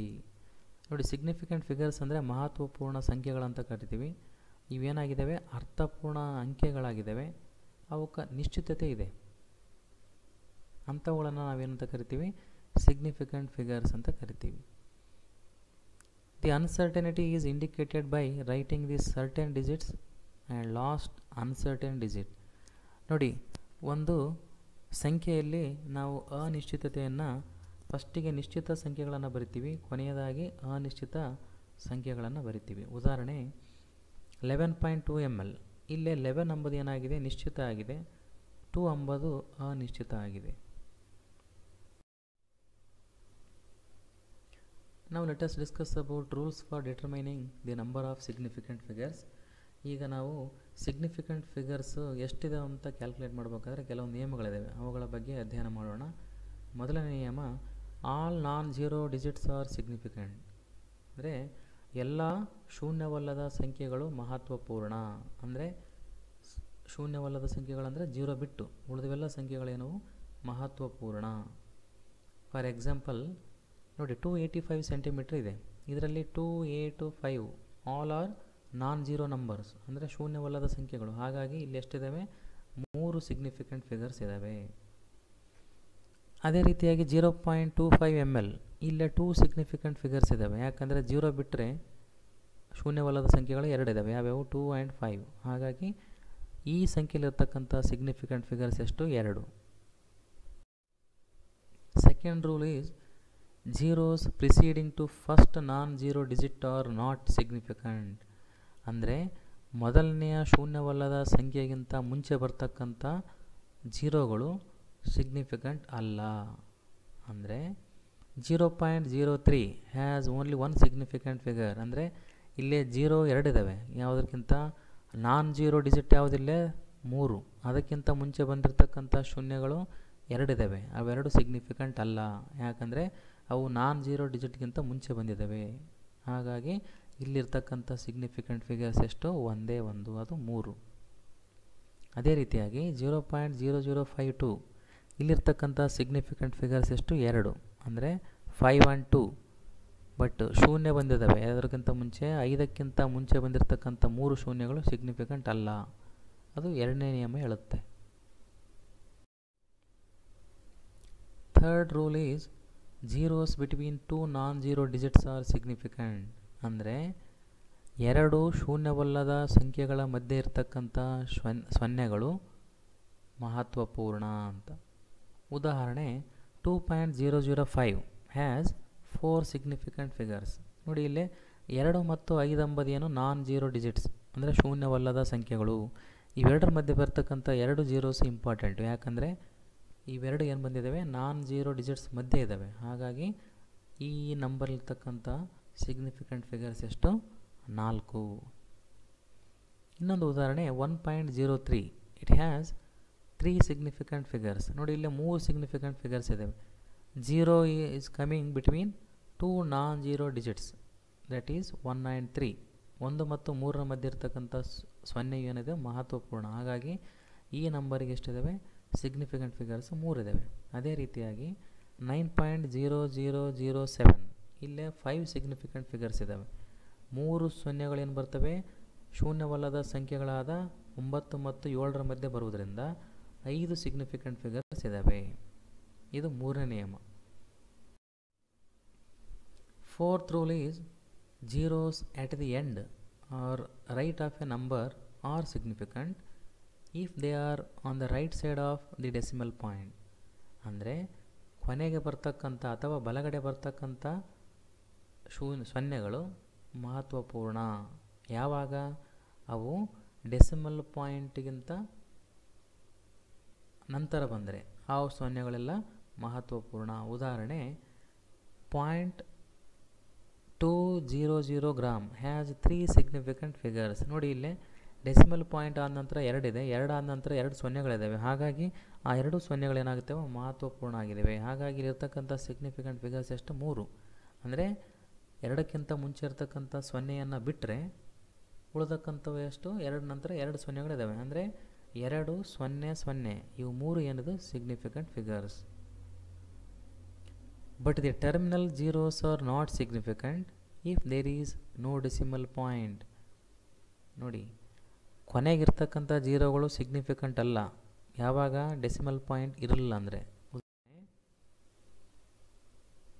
100 has only 1 significant figure. ಯಾಕಂದರೆ 1ರ ನಂತರ 2 ಸೊನ್ನೆ ಇದ್ರೂ ಅಲ್ಲೆಲ್ಲೂ ಡೆಸಿಮಲ್ ಪಾಯಿಂಟ್ ಇಲ್ಲ. ಹಾಗಾಗಿ ಇಲ್ಲಿರ್ತಕ್ಕಂಥ significant figures only 1. But if you take 100 point ಅಂದರೆ 100 ಬಿಂದು ತೊಗೊಂಡ್ರೆ ಏನಾಗುತ್ತೆ? ಇಲ್ಲೇ 3 ಸಿಗ್ನಿಫಿಕೆಂಟ್ ಫಿಗರ್ಸ್ ಇದ್ದಾವೆ. ಯಾಕಂದರೆ ಡೆಸಿಮಲ್ ಪಾಯಿಂಟ್ಗಿಂತ ಮುಂಚೆ ಎಷ್ಟಿದ್ದಾವೆ? 3 ಇದ್ದಾವೆ. 1, 0, 0. ಹಾಗಾಗಿ ಇಲ್ಲಿ 3 ಸಿಗ್ನಿಫಿಕೆಂಟ್ ಫಿಗರ್ಸ್ ಇದ್ದಾವೆ. ಅದೇ ರೀತಿಯಾಗಿ 100.0 it has got 4 significant figures. ಯಾಕಂದರೆ ಇಲ್ಲಿ ಡೆಸಿಮಲ್ ಪಾಯಿಂಟ್ಗಿಂತ ಮುಂಚೆನೂ ಏನಿದ್ದಾವೆ? 2 0 1 ಇದೆ. ಅದರ ಜೊತೆಗೆ ಡೆಸಿಮಲ್ ಪಾಯಿಂಟ್ ಆದ ನಂತರ 1 0 ಇದೆ. ಹಾಗಾಗಿ ಇಲ್ಲಿರ್ತಕ್ಕಂಥ 4 ಏನದು ಸಂಖ್ಯೆಗಳು ಮಹತ್ವಪೂರ್ಣ. ಹಾಗಾಗಿ it has got 4 significant figures. ನೋಡಿ 100ಅನ್ನು ನಾವು ಯಾವ ರೀತಿಯಾಗಿ ಎಕ್ಸ್ಪ್ರೆಸ್ ಮಾಡ್ಬೋದು ಅಂದರೆ 1 × 10⁻². ಇಲ್ಲಿರ್ತಕ್ಕಂಥ ಸಿಗ್ನಿಫಿಕೆಂಟ್ ಫಿಗರ್ಸ್ ಎಷ್ಟು? ಒಂದೇ ಒಂದು, ಅದು 1. ಅದೇ 1.0 × 10⁻² ಹ್ಯಾಸ್ ಗಾಟ್ 2 ಸಿಗ್ನಿಫಿಕೆಂಟ್ ಫಿಗರ್ಸ್. ಅಂದರೆ 1 ಮತ್ತು ಡೆಸಿಮಲ್ ಪಾಯಿಂಟ್ ಆದ ನಂತರ ಬರ್ತಕ್ಕಂಥ 0 ಅವೆರಡು ಸೇರಿ ಎಷ್ಟಾಗ್ತವೆ? ಇಲ್ಲಿ 2 ಸಿಗ್ನಿಫಿಕೆಂಟ್ ಫಿಗರ್ಸ್ ಆಗ್ತವೆ. ಅದೇ ರೀತಿಯಾಗಿ 1.00 × 10⁻² it has got 3 significant figures. Those are 1 and after the decimal point 2 zeros are there. ಹಾಗಾಗಿ ಇಲ್ಲಿ 3 ಸಿಗ್ನಿಫಿಕೆಂಟ್ ಫಿಗರ್ಸ್ ಇದ್ದಾವೆ. Fifth rule is counting the number of objects. ನೋಡಿ ಯಾವುದೇ ನಾವು ವಸ್ತುಗಳನ್ನು ನಾವು ಎಣಿಕೆ ಮಾಡ್ತೀವಿ, ಆ ಎಣಿಕೆ ಮಾಡ್ತಕ್ಕಂಥ ನಂಬರ್ಗೆ ಏನಿದ್ದಾವೆ? Infinite number of significant figures are there. ನೋಡಿ ಉದಾಹರಣೆ 2 ಬಾಲ್ಗಳಿದ್ದಾವೆ ಅಥವಾ 20 ಮೊಟ್ಟೆಗಳಿದ್ದಾವೆ. ಯಾಕಂದರೆ ಇವು ಎಕ್ಸಾಕ್ಟ್ ನಂಬರ್ಸ್, ಹೌದಾ? ಇದು ಹಾಗಾಗಿ ಇವುಗಳು ಏನು ಹೊಂದಿದ್ದಾವೆ? ಇನ್ಫೈನೈಟ್ ನಂಬರ್ ಆಫ್ ಜೀರೋಸ್ ಹೊಂದಿದ್ದಾವೆ. ಹಾಗಾಗಿ ಇದಕ್ಕೆ ಇವುಗಳಿಗಿರ್ತಕ್ಕಂಥ ಸಿಗ್ನಿಫಿಕೆಂಟ್ ಫಿಗರ್ಸ್ ಎಷ್ಟು? ಇನ್ಫೈನೈಟ್ ಅಂದರೆ ಅನಂತ. Sixth rule is in numbers written in scientific notation all digits are significant. ಅಂದರೆ ನಾವು ವೈಜ್ಞಾನಿಕ ರೂಪದಲ್ಲಿ ಏನಾದರೂ ಒಂದು ಸಂಖ್ಯೆಯನ್ನು ಬರೆದಿವಂದರೆ ಅಲ್ಲಿರ್ತಕ್ಕಂಥ ಎಲ್ಲ ಡಿಜಿಟ್ಗಳು ಏನಾಗ್ತವೆ, ಸಿಗ್ನಿಫಿಕೆಂಟ್ ಆಗ್ತವೆ. ಉದಾಹರಣೆ 4.01 into 10⁻² has got 3 significant figures. ಅಂದರೆ ಇಲ್ಲಿರ್ತಕ್ಕಂಥ ಸಿಗ್ನಿಫಿಕೆಂಟ್ ಫಿಗರ್ಸ್ 3, ಅಂದರೆ 4, 0, 1. 8.256 into 10⁻³ it has got 4 significant figures. ಯಾವ್ಯಾವು 4 ಅಂದರೆ 8, 2, 5, 6. ಹಾಗಾಗಿ ಇದಕ್ಕಿರ್ತಕ್ಕಂಥ ಸಿಗ್ನಿಫಿಕೆಂಟ್ ಫಿಗರ್ಸ್ ಎಷ್ಟು? If the rightmost digit to be removed is more than 5, the preceding number is increased by 1. Example ತೊಗೊಂಡ್ರೆ ಇದು ಅರ್ಥ ಆಗುತ್ತೆ ನಿಮಗೆ. ನೋಡಿ, ರೈಟ್ ಮೋಸ್ಟ್ ಡಿಜಿಟ್ ಅಂದರೆ ಅತ್ಯಂತ ಬಲಬದಿಗಿರ್ತಕ್ಕಂಥ ಒಂದು ನಂಬರನ್ನು ನಾವೇನಾದರೂ 5ಕ್ಕಿಂತ ದೊಡ್ಡದಿತ್ತಂದರೆ ಅದರ ಹಿಂದಿನ ನಂಬರ್ ನಾವೇನಾದರೂ ರೌಂಡ್ ಅಪ್ ಮಾಡ್ಬೇಕಂದ್ರೆ ಆವಾಗ ಅದನ್ನೇನು ಮಾಡಬೇಕು, ಒಂದನ್ನು ಇನ್ಕ್ರೀಸ್ ಮಾಡಬೇಕು, ಒಂದು ನಂಬರನ್ನು. ಉದಾಹರಣೆ 1.386 ನಾವೇನಾದರೂ 6ನ್ನು ರಿಮೂವ್ ಮಾಡ್ಬೇಕಂದ್ರೆ ನಾವೇನು ಮಾಡ್ಬೇಕು, ಅದನ್ನು ರೌಂಡ್ ಆಫ್ ಮಾಡಬೇಕು. ಅಂದರೆ ಅದ್ರ ಹಿಂದೆ ಇರ್ತಕ್ಕಂಥ ನಂಬರ್ ಯಾವುದು, 8, ಅದನ್ನು 9 ಪರಿವರ್ತನೆ ಮಾಡ್ಬೇಕು ನಾವು. ಹಾಗಾಗಿ ಅದರ ವ್ಯಾಲ್ಯೂ ಏನಾಗುತ್ತೆ, 1.39. ಇದನ್ನು ನಾವೇನಂತ ಕರಿತೀವಿ, ರೌಂಡಿಂಗ್ ಆಫ್ ದಿ ನಂಬರ್ಸ್. ಅದೇ ಏನಾದರೂ if the right most digit to be removed is less than 5, ಅಂದರೆ ನಾವು ರಿಮೂವ್ ಮಾಡ್ತಕ್ಕಂಥ ನಂಬರ್ ಏನಾದರೂ 5ಕ್ಕಿಂತ ಕಡಿಮೆ ಇದ್ದರೆ preceding number is not change, ಅಂದರೆ ಅದ್ರ ಹಿಂದೆ ಇರ್ತಕ್ಕಂಥ ನಂಬರ್ ನಾವು ಏನು ಮಾಡ್ಬೋದು, ಚೇಂಜ್ ಮಾಡೋ ಹಾಗಿಲ್ಲ.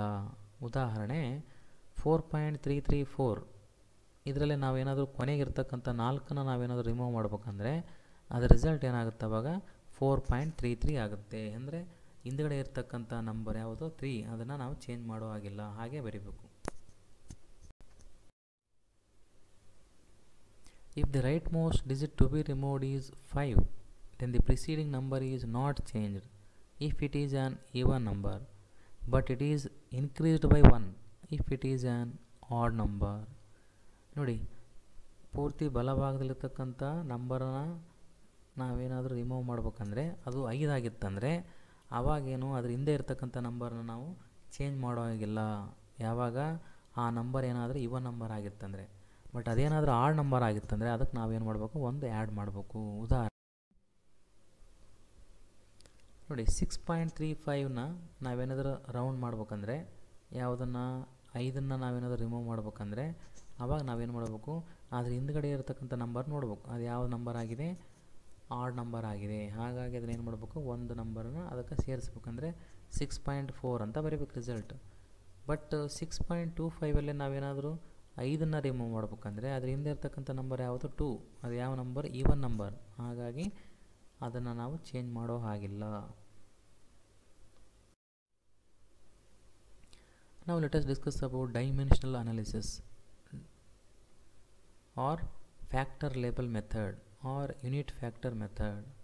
ಹಂಗಂದ್ರೆ ಏನು ಅಂತ ತಿಳ್ಕೊಳ್ಳೋಣ. It is a method use to convert units from one system to the other. ಅಂದರೆ ಏಕಮಾನಗಳನ್ನು ನಾವು ಒಂದು ವ್ಯವಸ್ಥೆಯಿಂದ ಇನ್ನೊಂದು ವ್ಯವಸ್ಥೆಗೆ ಏನು ಮಾಡ್ತೀವಿ, ಪರಿವರ್ತನೆ ಮಾಡ್ತೀವಿ. ಅದನ್ನು ನಾವೇನಂತ ಕರಿತೀವಿ, ಡೈಮೆನ್ಷನಲ್ ಅನಾಲಿಸಿಸ್ ಅಂತ ಕರಿತೀವಿ. ನೋಡಿ, ಎಕ್ಸಾಂಪಲ್ಸ್ ತೊಗೊಂಡ್ರೆ ನಿಮಗೆ ಅರ್ಥ ಆಗುತ್ತೆ. A piece of metal is 3 inch long. What is its length in centimetre? ಅಂದರೆ 3 ಇಂಚದು ಉದ್ದ ಇರ್ತಕ್ಕಂಥ ಒಂದು ಮೆಟಲ್ನ ನಾವು ತೊಗೊಂಡ್ರೆ ಅದನ್ನು ಸೆಂಟಿಮೀಟ್ರಿಗೆ ಕನ್ವರ್ಟ್ ಮಾಡ್ಬೇಕು. ನೋಡಿ, we know that 1 inch is equal to 2.54 centimetre. ನಮಗೆ ಗೊತ್ತಿದೆ ಏನು, 1 ಇಂಚ್ ಅಂದರೆ 2.54 ಸೆಂಟಿಮೀಟರು. ಅದನ್ನು ನಾವು ಯಾವ ರೀತಿಯಾಗಿ ಬರಿಬೋದು, 1 ಇಂಚ್ ಕೆಳಗಡೆ ಈ ಕಡೆ ಯಾವತ್ತಂದರೆ 2.54 ಸೆಂಟಿಮೀಟರ್ ತೊಗೊಂಡ್ರೆ ಆ ಕಡೆ ಏನು ಉಳಿಯುತ್ತೆ, 1 ಉಳಿಯುತ್ತೆ. ಅದೇ ರೀತಿಯಾಗಿ ನಾವೇನು ಬರಿಬೋದು, 2.54 ಸೆಂಟಿಮೀಟರ್ ಡಿವೈಡ್ ಬೈ 1 ಇಂಚ್ ಆದರೂ ಬರಿಬೋದು. ಈ ಎರಡನ್ನ ನಾವೇನಂತ ಕರಿತೀವಿ, ಯೂನಿಟ್ ಫ್ಯಾಕ್ಟರ್ಸ್ ಅಂತ ಕರಿತೀವಿ.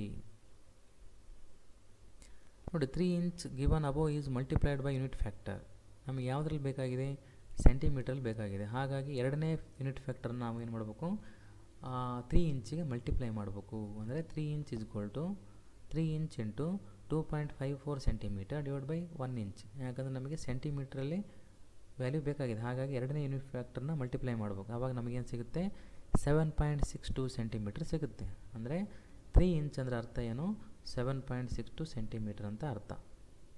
ನಾವೇನು ಮಾಡಿದ್ದೀವಿ, ಇಲ್ಲೇ ಇಂಚನ್ನು ನಾವೇನು ಮಾಡಿದ್ವಿ ಸೆಂಟಿಮೀಟ್ರ್ ಸಿಸ್ಟಮಿಗೆ ಕನ್ವರ್ಟ್ ಮಾಡಿದ್ವಿ. ಹಾಗಾಗಿ ಇದನ್ನು ಏನಂತ ಕರಿತೀವಿ ನಾವು ಡೈಮೆನ್ಷನಲ್ ಅನಾಲಿಸಿಸ್ ಅಂತ ಕರಿತೀವಿ. ಇನ್ನೊಂದು ಉದಾಹರಣೆ ತಗೋಣ. A jug contains 2 litre of milk, calculate the volume of the milk in metre cube.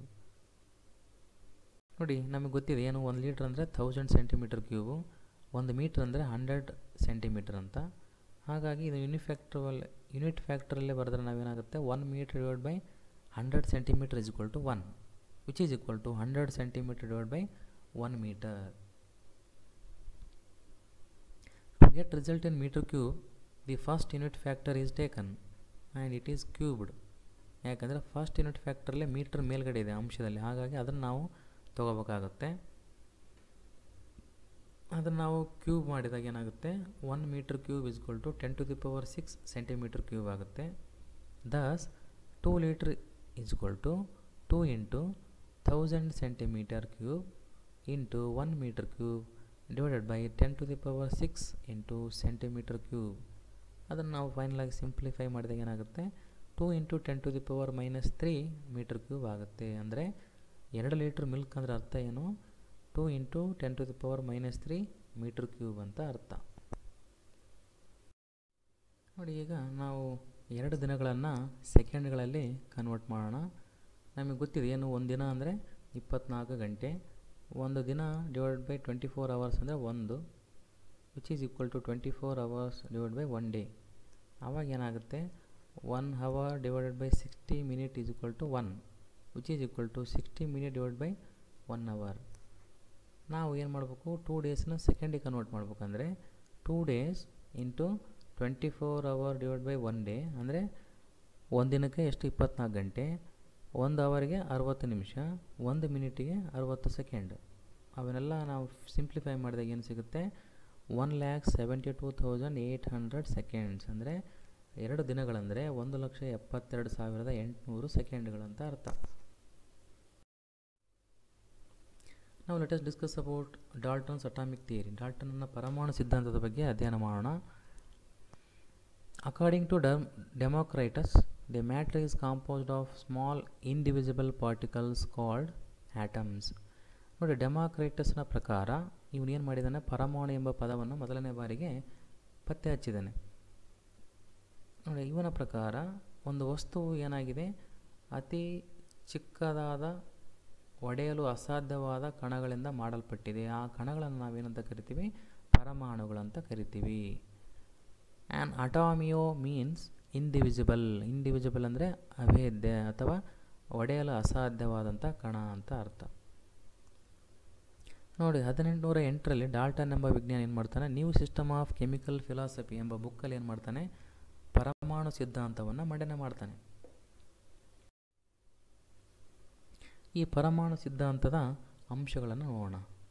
ಮೊದಲನೆಯದು matter consist of indivisible atoms. ಅಂದರೆ ಒಂದು ವಸ್ತು ಅಥವಾ ದ್ರವ್ಯವು ಯಾವುದರಿಂದ ಮಾಡಲ್ಪಟ್ಟಿದೆ, ಒಡೆಯಲು ಅಸಾಧ್ಯವಾದಂಥ ಪರಮಾಣುಗಳಿಂದ ಮಾಡಲ್ಪಟ್ಟಿದೆ. ಎರಡನೇ ಅಂಶ all the atoms of a given element have same properties.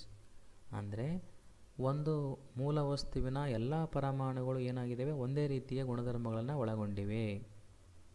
ಆದರೆ ಬೇರೆ ಬೇರೆ ಮೂಲ ವಸ್ತುಗಳ ಪರಮಾಣುಗಳು ಬೇರೆ ಬೇರೆ ರೀತಿಯ ಗುಣಧರ್ಮಗಳನ್ನು ಹೊಂದಿವೆ. ಇದು ಎರಡನೆಯ ಅಂಶ. ಮೂರನೇ ಅಂಶ ಏನಂದರೆ compounds R formed when atoms of different elements combine in a fixed ratio. ಅಂದರೆ ಸಂಯುಕ್ತ ವಸ್ತುಗಳು ಯಾವಾಗ ಫಾರ್ಮೇಷನ್ ಆಗ್ತಾವಂದರೆ ಬೇರೆ ಬೇರೆ ರೀತಿಯ ಮೂಲ ವಸ್ತುಗಳ ಪರಮಾಣುಗಳು ನಿರ್ದಿಷ್ಟ ಅನುಪಾತದಲ್ಲಿ ಸಂಯೋಗ ಹೊಂದಿದಾಗ ಏನಾಗ್ತವೆ, ಸಂಯುಕ್ತ ವಸ್ತುಗಳು ಉತ್ಪತ್ತಿ ಆಗ್ತವೆ.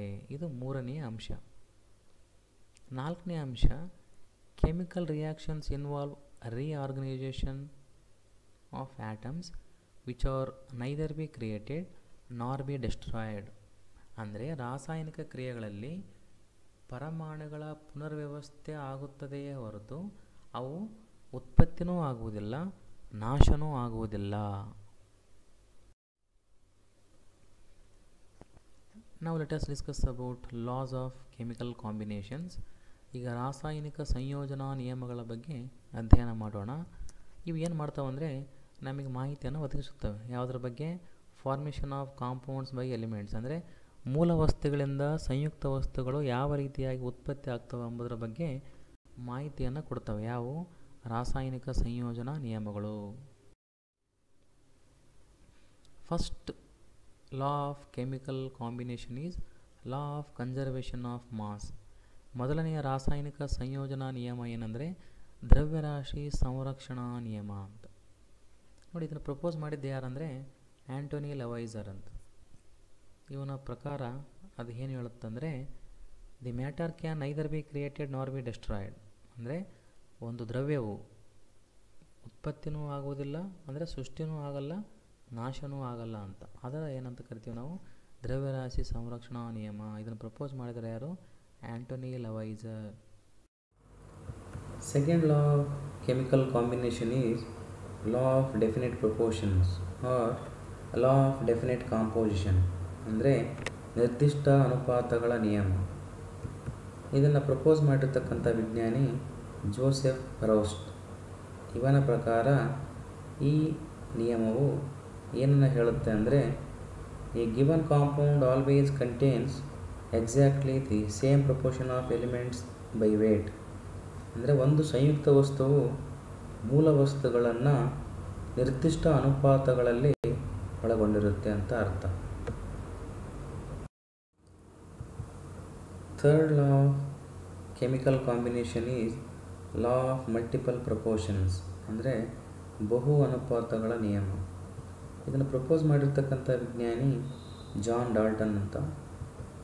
ಈ ನಿಯಮದ ಪ್ರಕಾರ if two elements can combine to form more than one compound, the masses of one element that combine with a fixed mass of the other element are in the ratio of small whole numbers. ಅಂದರೆ ಎರಡು ಮೂಲ ವಸ್ತುಗಳು ಸೇರಿಕೊಂಡು ಒಂದು ಸಂಯುಕ್ತ ವಸ್ತುವನ್ನು ಉತ್ಪಾದನೆ ಮಾಡುವಂತಹ ಸಮಯದಲ್ಲಿ ಆ ಎರಡೂ ಮೂಲ ವಸ್ತುಗಳ ತೂಕಗಳ ಅನುಪಾತವು ಏನಾಗಿರುತ್ತೆ? ಸಣ್ಣ ಪೂರ್ಣ ಸಂಖ್ಯೆಗಳ ರೂಪದಲ್ಲಿ ಇರುತ್ತೆ. ಇನ್ನೊಂದು ಸರಿ ಹೇಳ್ತೀನಿ.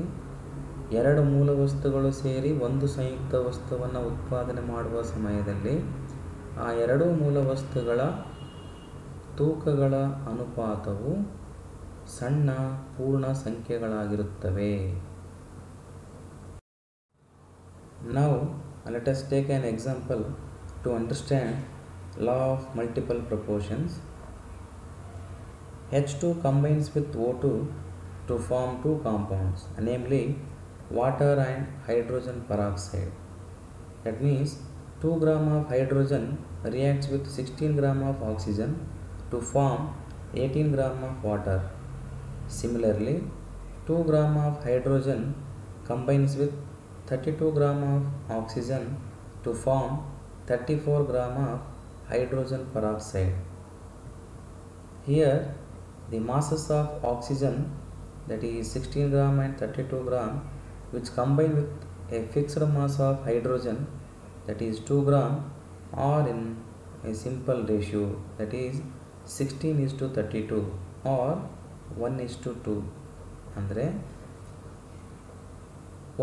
2 ಗ್ರಾಮು ಹೈಡ್ರೋಜನ್ನು 16 ಗ್ರಾಮು ಆಕ್ಸಿಜನ್ ಜೊತೆ ರಿಯಾಕ್ಟ್ ಮಾಡಿ ಏನಾಗುತ್ತೆ? 18 ಗ್ರಾಮು ನೀರನ್ನು ಕೊಡುತ್ತೆ. ಅದೇ ರೀತಿಯಾಗಿ 2 ಗ್ರಾಮು ಹೈಡ್ರೋಜನ್ನು 32 ಗ್ರಾಮು ಆಕ್ಸಿಜನ್ ಜೊತೆ ವರ್ತಿಸಿದಾಗ 34 ಗ್ರಾಮ್ ಏನು ಕೊಡುತ್ತೆ? ಹೈಡ್ರೋಜನ್ ಪೆರಾಕ್ಸೈಡ್ ಕೊಡುತ್ತೆ. ಹಾಗಾಗಿ ಇಲ್ಲಿ ಫಿಕ್ಸ್ಡ್ ಮಾಸ್ ಇರೋದು ಯಾವುದ್ರದ್ದು? ಹೈಡ್ರೋಜನ್ದು. ಇನ್ ಬೋತ್ ದ ಕೇಸಸ್ ಎಷ್ಟಿದೆ? 2 ಗ್ರಾಮ್ ಇದೆ. ಆದರೆ ಆಕ್ಸಿಜನ್ನ ಪ್ರಮಾಣ ಏನಿದೆ? ವಾಟರ್ನ ಉತ್ಪಾದನೆ ಮಾಡುವ ಸಮಯದಲ್ಲಿ ಏನಿರುತ್ತೆ? 16 ಗ್ರಾಮ್ ಇದೆ. ಹೈಡ್ರೋಜನ್ ಪೆರಾಕ್ಸೈಡ್ ಉತ್ಪತ್ತಿ ಮಾಡುವ ಸಮಯದಲ್ಲಿ 32 ಗ್ರಾಮ್ ಇದೆ. ಹಾಗಾಗಿ ಆಕ್ಸಿಜನ್ನ ಎರಡು ತೂಕಗಳ ರೇಷಿಯೋ ಏನಾಗುತ್ತೆ? 1:2 ಆಗುತ್ತೆ. Now let us discuss the fourth law of chemical combination, that is Gay-Lussac's law of gaseous volumes. ಅಂದರೆ ಗೇ-ಲುಸಾಕ್ನ ಅನಿಲ ಗಾತ್ರಗಳ ನಿಯಮ. ಇದನ್ನು ಪ್ರಪೋಸ್ ಮಾಡಿರ್ತಕ್ಕಂಥ ವಿಜ್ಞಾನಿ ಗೇ-ಲುಸಾಕ್ ಅಂತ.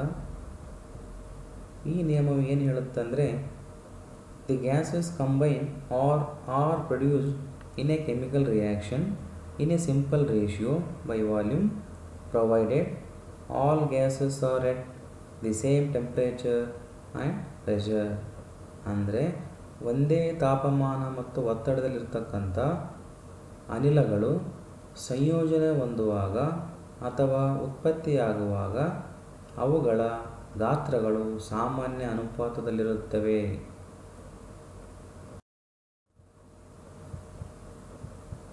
Let us take an example to understand Gay-Lussac's law of gaseous volumes.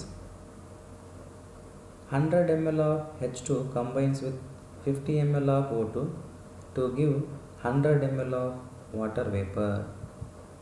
That means 100 ml of hydrogen reacts with 50 ml of oxygen to form 100 ml of water. Here the volumes of hydrogen and oxygen which combine together to form a water are in the simple ratio of 2:1. ಅಂದರೆ ಉದಾಹರಣೆಗೆ 100 ml hydrogen 50 ml oxygen ಜೊತೆ react ಆದಾಗ 100 ml ಏನು ಬರುತ್ತೆ, water vapour ಬರುತ್ತೆ. ಇಲ್ಲಿ ಇರ್ತಕ್ಕಂಥ ಎರಡು ಗ್ಯಾಸ್ಗಳು ಅನಿಲಗಳು ಯಾವುವು ಅಂದರೆ ಹೈಡ್ರೋಜನ್ ಮತ್ತು ಆಕ್ಸಿಜನ್. ಅವುಗಳ ಗಾತ್ರಗಳು ಎಷ್ಟಿದ್ದಾವೆ? ಹೈಡ್ರೋಜನ್ದು 100 ml ಇದೆ, ಆಕ್ಸಿಜನ್ದು 50 ml ಇದೆ. ಹಾಗಾಗಿ ಅವೆರಡರ ಅನುಪಾತ ಏನಾಗುತ್ತೆ? 2:1 ಆಗುತ್ತೆ. Now let us discuss about fifth law, that is Avogadro's law. That name itself indicates it was proposed by Avogadro. Statement of this law is an equal volumes of gases at the same temperature and pressure should contain equal number of molecules. ಅಂದರೆ ಒಂದು ನಿರ್ದಿಷ್ಟ ತಾಪಮಾನ ಮತ್ತು ಒತ್ತಡದಲ್ಲಿರ್ತಕ್ಕಂಥ ಸಮ ಗಾತ್ರಗಳನ್ನು ಹೊಂದಿರತಕ್ಕಂಥ ಅನಿಲಗಳು ಸಮ ಸಂಖ್ಯೆಯ ಅನಿಲದ ಅಣುಗಳನ್ನು ಹೊಂದಿರುತ್ತವೆ. Now let us discuss about atomic mass, ಅಂದರೆ ಪರಮಾಣು ದ್ರವ್ಯರಾಶಿ ಬಗ್ಗೆ ತಿಳಿಯೋಣ. Atomic mass is determined by mass spectrometry. ಅಂದರೆ ಪರಮಾಣು ದ್ರವ್ಯರಾಶಿಯನ್ನು ಯಾವುದರಿಂದ ಅಳಿತೀವಿ ಅಂದರೆ ಮಾಸ್ ಸ್ಪೆಕ್ಟ್ರೋಮೆಟ್ರಿ ಎಂಬ ವಿಧಾನದಿಂದ ಅಳತೆ ಮಾಡ್ತೀವಿ. One atomic mass unit is defined as a mass exactly equal to 1/12 the mass of one carbon 12 atom. ಅಂದರೆ ಒಂದು ಪರಮಾಣು ದ್ರವ್ಯರಾಶಿಯು ಯಾವುದಕ್ಕೆ ಸಮನಾಗಿರುತ್ತೆ? ಒಂದು ಕಾರ್ಬನ್ 12 ಆಟಮನ 12ನೇ ಒಂದು ಭಾಗದ ದ್ರವ್ಯರಾಶಿಗೆ ಏನಾಗಿರುತ್ತೆ? ಸಮನಾಗಿರುತ್ತೆ. ಅದನ್ನು ನಾವೇನಂತ ಕರಿತೀವಿ? ಒಂದು ಪರಮಾಣು ದ್ರವ್ಯರಾಶಿ ಅಂತ ಕರಿತೀವಿ. ಒಂದು ಪರಮಾಣು ದ್ರವ್ಯರಾಶಿ ಏಕಮಾನ ಅಂದರೆ 1 amu is equal to 1.66056 into 10⁻⁻24 gram. ಇದು ಒಂದು ಅಮುವಿನ ಮೌಲ್ಯವಾಗಿದೆ. ಅಮು ಅಂದರೆ atomic mass unit. Today amu has been replaced by U, which is known as unified mass. ಅಂದರೆ ಇತ್ತೀಚಿನ ದಿನಗಳಲ್ಲಿ ನಾವು ಅಮು ಬದಲಾಗಿ ಏನನ್ನು ಉಪಯೋಗಿಸ್ತೀವಿ? ಯು ಎಂಬ ಸಂಕೇತವನ್ನು ಉಪಯೋಗಿಸ್ತೀವಿ. ಯು ಅಂದರೆ ಯುನಿಫೈಡ್ ಮಾಸ್, ಅಂದರೆ ಏಕೀಕೃತ ದ್ರವ್ಯರಾಶಿ ಅಂತ ಕರಿತೀವಿ. Now let us know how to calculate atomic mass of hydrogen in terms of amu. ಅಂದರೆ ಅಮುಗಳ ರೂಪದಲ್ಲಿ ಹೈಡ್ರೋಜನ್ ಪರಮಾಣುವಿನ ದ್ರವ್ಯರಾಶಿಯನ್ನು ಯಾವ ರೀತಿ ಕಂಡುಹಿಡಿಯೋಣ ಎಂಬುದನ್ನು ತಿಳಿದುಕೊಳ್ಳೋಣ. Mass of an atom of hydrogen ಅಂದರೆ ಒಂದು ಹೈಡ್ರೋಜನ್ ಪರಮಾಣುವಿನ ದ್ರವ್ಯರಾಶಿ ಎಷ್ಟಕ್ಕೆ ಸಮಾಗಿರುತ್ತೆ? 1.6736 ಇಂಟು 10⁻⁻24 ಗ್ರಾಮ್. ಹಾಗಾಗಿ ಒಂದು ಹೈಡ್ರೋಜನ್ ಪರಮಾಣುವಿನ ದ್ರವ್ಯರಾಶಿಯು ಅಮುಗಳ ರೂಪದಲ್ಲಿ ನಾವು ಏನಾದರೂ ಕ್ಯಾಲ್ಕುಲೇಟ್ ಮಾಡಬೇಕಂದ್ರೆ ಆ ಒಂದು ಹೈಡ್ರೋಜನ್ ಪರಮಾಣುವಿನ ದ್ರವ್ಯರಾಶಿಯನ್ನು ಒಂದು ಅಮುವಿನ ಮೌಲ್ಯ ಇದೆ ಅಲ್ವಾ, ಅದರಿಂದ ನಾವೇನು ಮಾಡಬೇಕಾಗುತ್ತೆ? ಭಾಗಿಸಬೇಕಾಗುತ್ತೆ. ಅಂದರೆ 1.6736 into 10⁻⁻24 gram divided by 1.66056 into 10⁻⁻24, which becomes equal to 1.0078 amu, which is exactly equal to 1.0080 amu. ಅದೇ ರೀತಿಯಾಗಿ ಆಕ್ಸಿಜನ್ 16ನ ದ್ರವ್ಯರಾಶಿಯು ಯಾವುದಕ್ಕೆ ಸಮನಾಗಿರುತ್ತೆ? 15.995 Amu. Now let us discuss about average atomic mass. ಅಂದರೆ ಸರಾಸರಿ ಪರಮಾಣು ದ್ರವ್ಯರಾಶಿ ಅಂದರೆ ಏನು ಎಂಬುದನ್ನು ತಿಳಿದುಕೊಳ್ಳೋಣ. Average atomic mass is determined for the elements which exist as more than one isotope. ಅಂದರೆ ಸರಾಸರಿ ಪರಮಾಣು ದ್ರವ್ಯರಾಶಿಯನ್ನು ನಾವು ಯಾವುದಕ್ಕೆ ಅನ್ವಯ ಮಾಡ್ತೀವಿ ಅಂದರೆ ಯಾವ ಮೂಲ ವಸ್ತುಗಳು ಒಂದಕ್ಕಿಂತ ಹೆಚ್ಚು ಐಸೋಟೋಪ್ಗಳಲ್ಲಿ ಅಸ್ತಿತ್ವದಲ್ಲಿದ್ದಾವೆ ಆ ಮೂಲ ವಸ್ತುಗಳಿಗೆ ನಾವು ಇದನ್ನು ಅನ್ವಯ ಮಾಡ್ತೀವಿ. ಉದಾಹರಣೆ ಕಾರ್ಬನ್ 12ನ ಸರಾಸರಿ ಪರಮಾಣು ದ್ರವ್ಯರಾಶಿ ಎಷ್ಟಿದೆ ಅಂದರೆ 12.011 U. ಹಾಗಾಗಿ ಕಾರ್ಬನ್ ಮೂಲ ವಸ್ತುವು 3 ರೂಪಗಳಲ್ಲಿ ಕಂಡುಬರುತ್ತೆ: ಕಾರ್ಬನ್ 12, ಕಾರ್ಬನ್ 13 ಆ್ಯಂಡ್ ಕಾರ್ಬನ್ 14. ಅವುಗಳ ರಿಲೇಟಿವ್ ಅಬಂಡೆನ್ಸ್ ವ್ಯಾಲ್ಯೂಸನ್ನು ಕೊಟ್ಟಿದ್ದೀವಿ, ಅದರ ಜೊತೆಗೆ ಅಟಾಮಿಕ್ ಮಾಸನ್ನು ಕೊಟ್ಟಿದ್ದೀವಿ. ಈ ಡೇಟಾದಿಂದ ನಾವೇನು ಕಂಡುಹಿಡಿಯಬಹುದು? ಕಾರ್ಬನ್ನ ಸರಾಸರಿ ಪರಮಾಣು ದ್ರವ್ಯರಾಶಿಯನ್ನು ಈ ಕೆಳಗಿನಂತೆ ನಾವು ಕ್ಯಾಲ್ಕುಲೇಟ್ ಮಾಡ್ಬೋದು.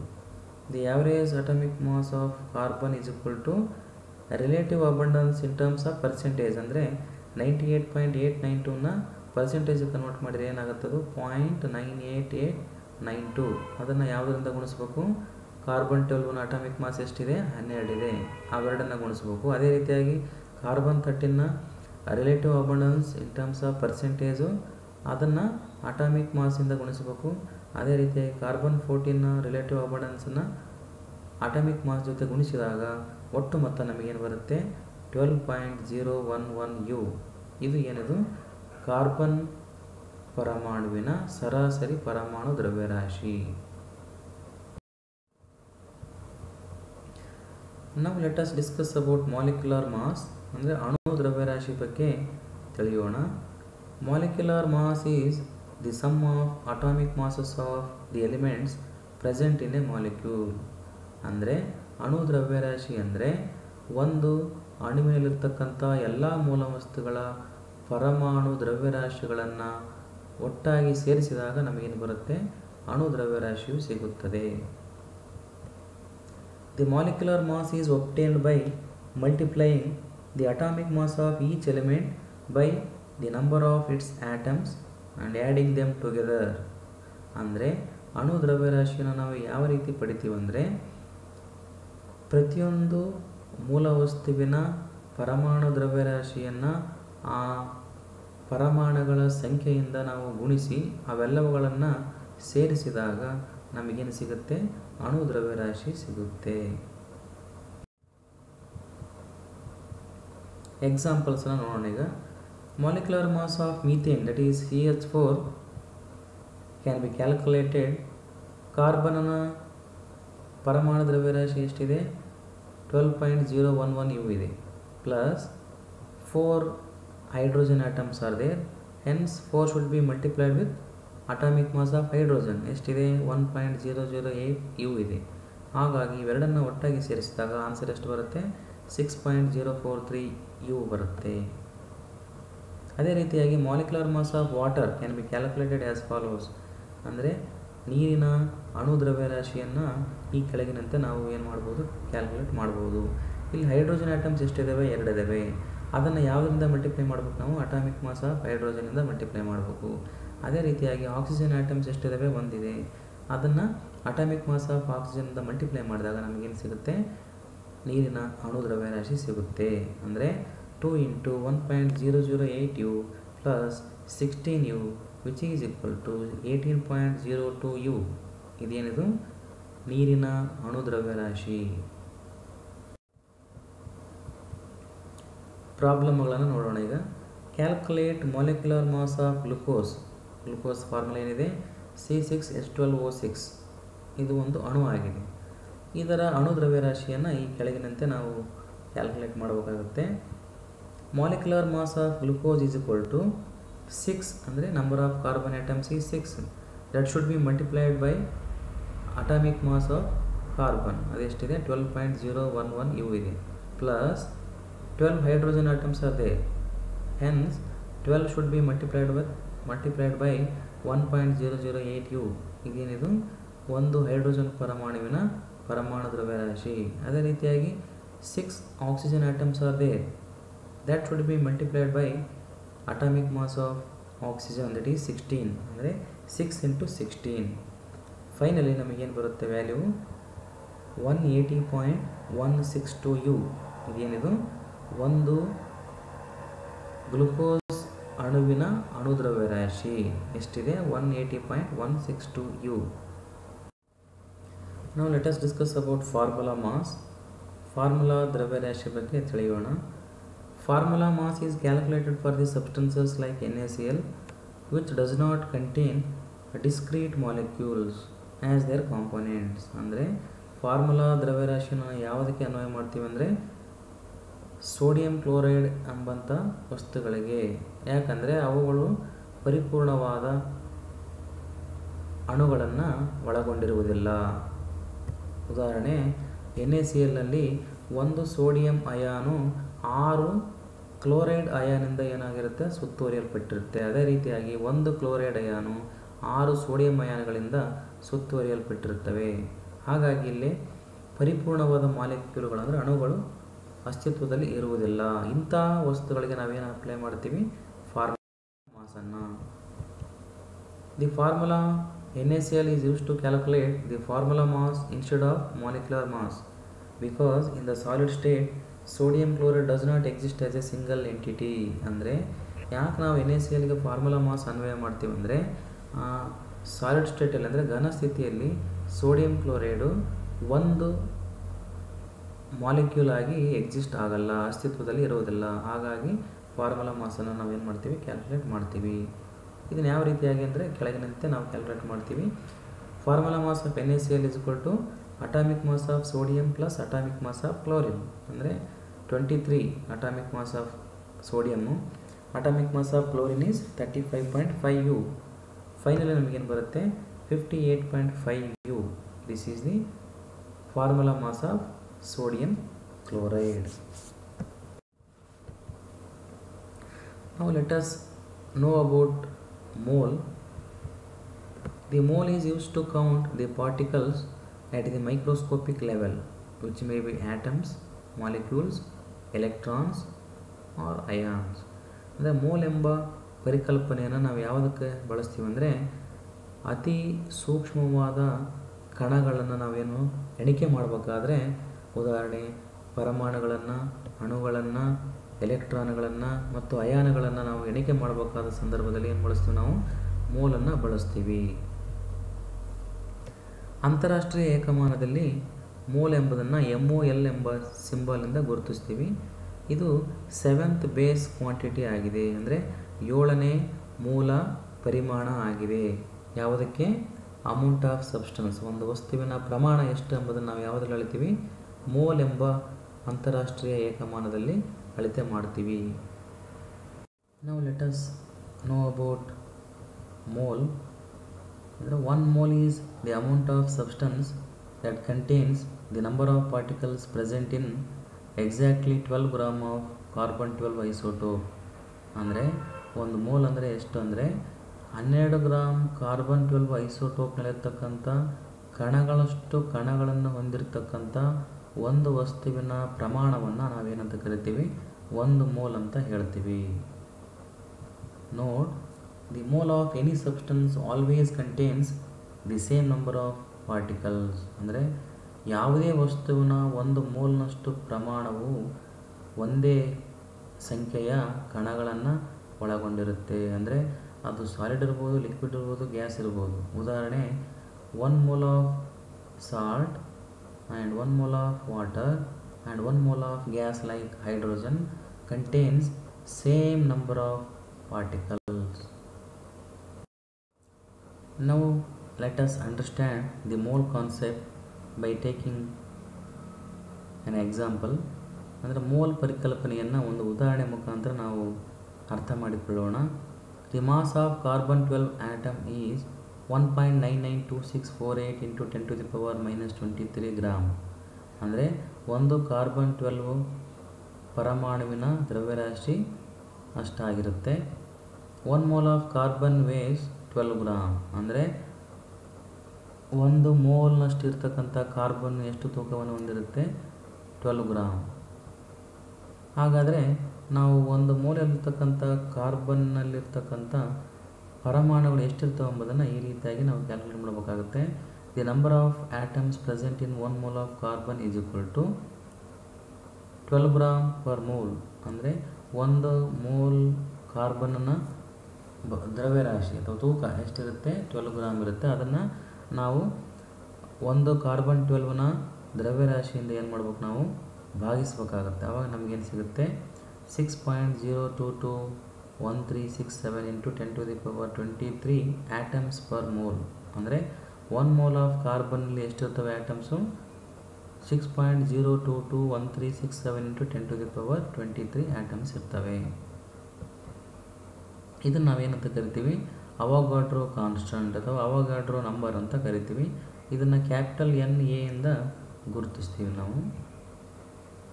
ಉದಾಹರಣೆಗೆ 1 mole of hydrogen atoms contains Avogadro number of atoms ಅಂದರೆ 6.022 ಇಂಟು 10⁻23 ಆಟಮ್ಸ್ನ ಒಳಗೊಂಡಿರುತ್ತೆ. ಅದೇ ರೀತಿಯಾಗಿ 1 mole of water contains Avogadro number of water molecules.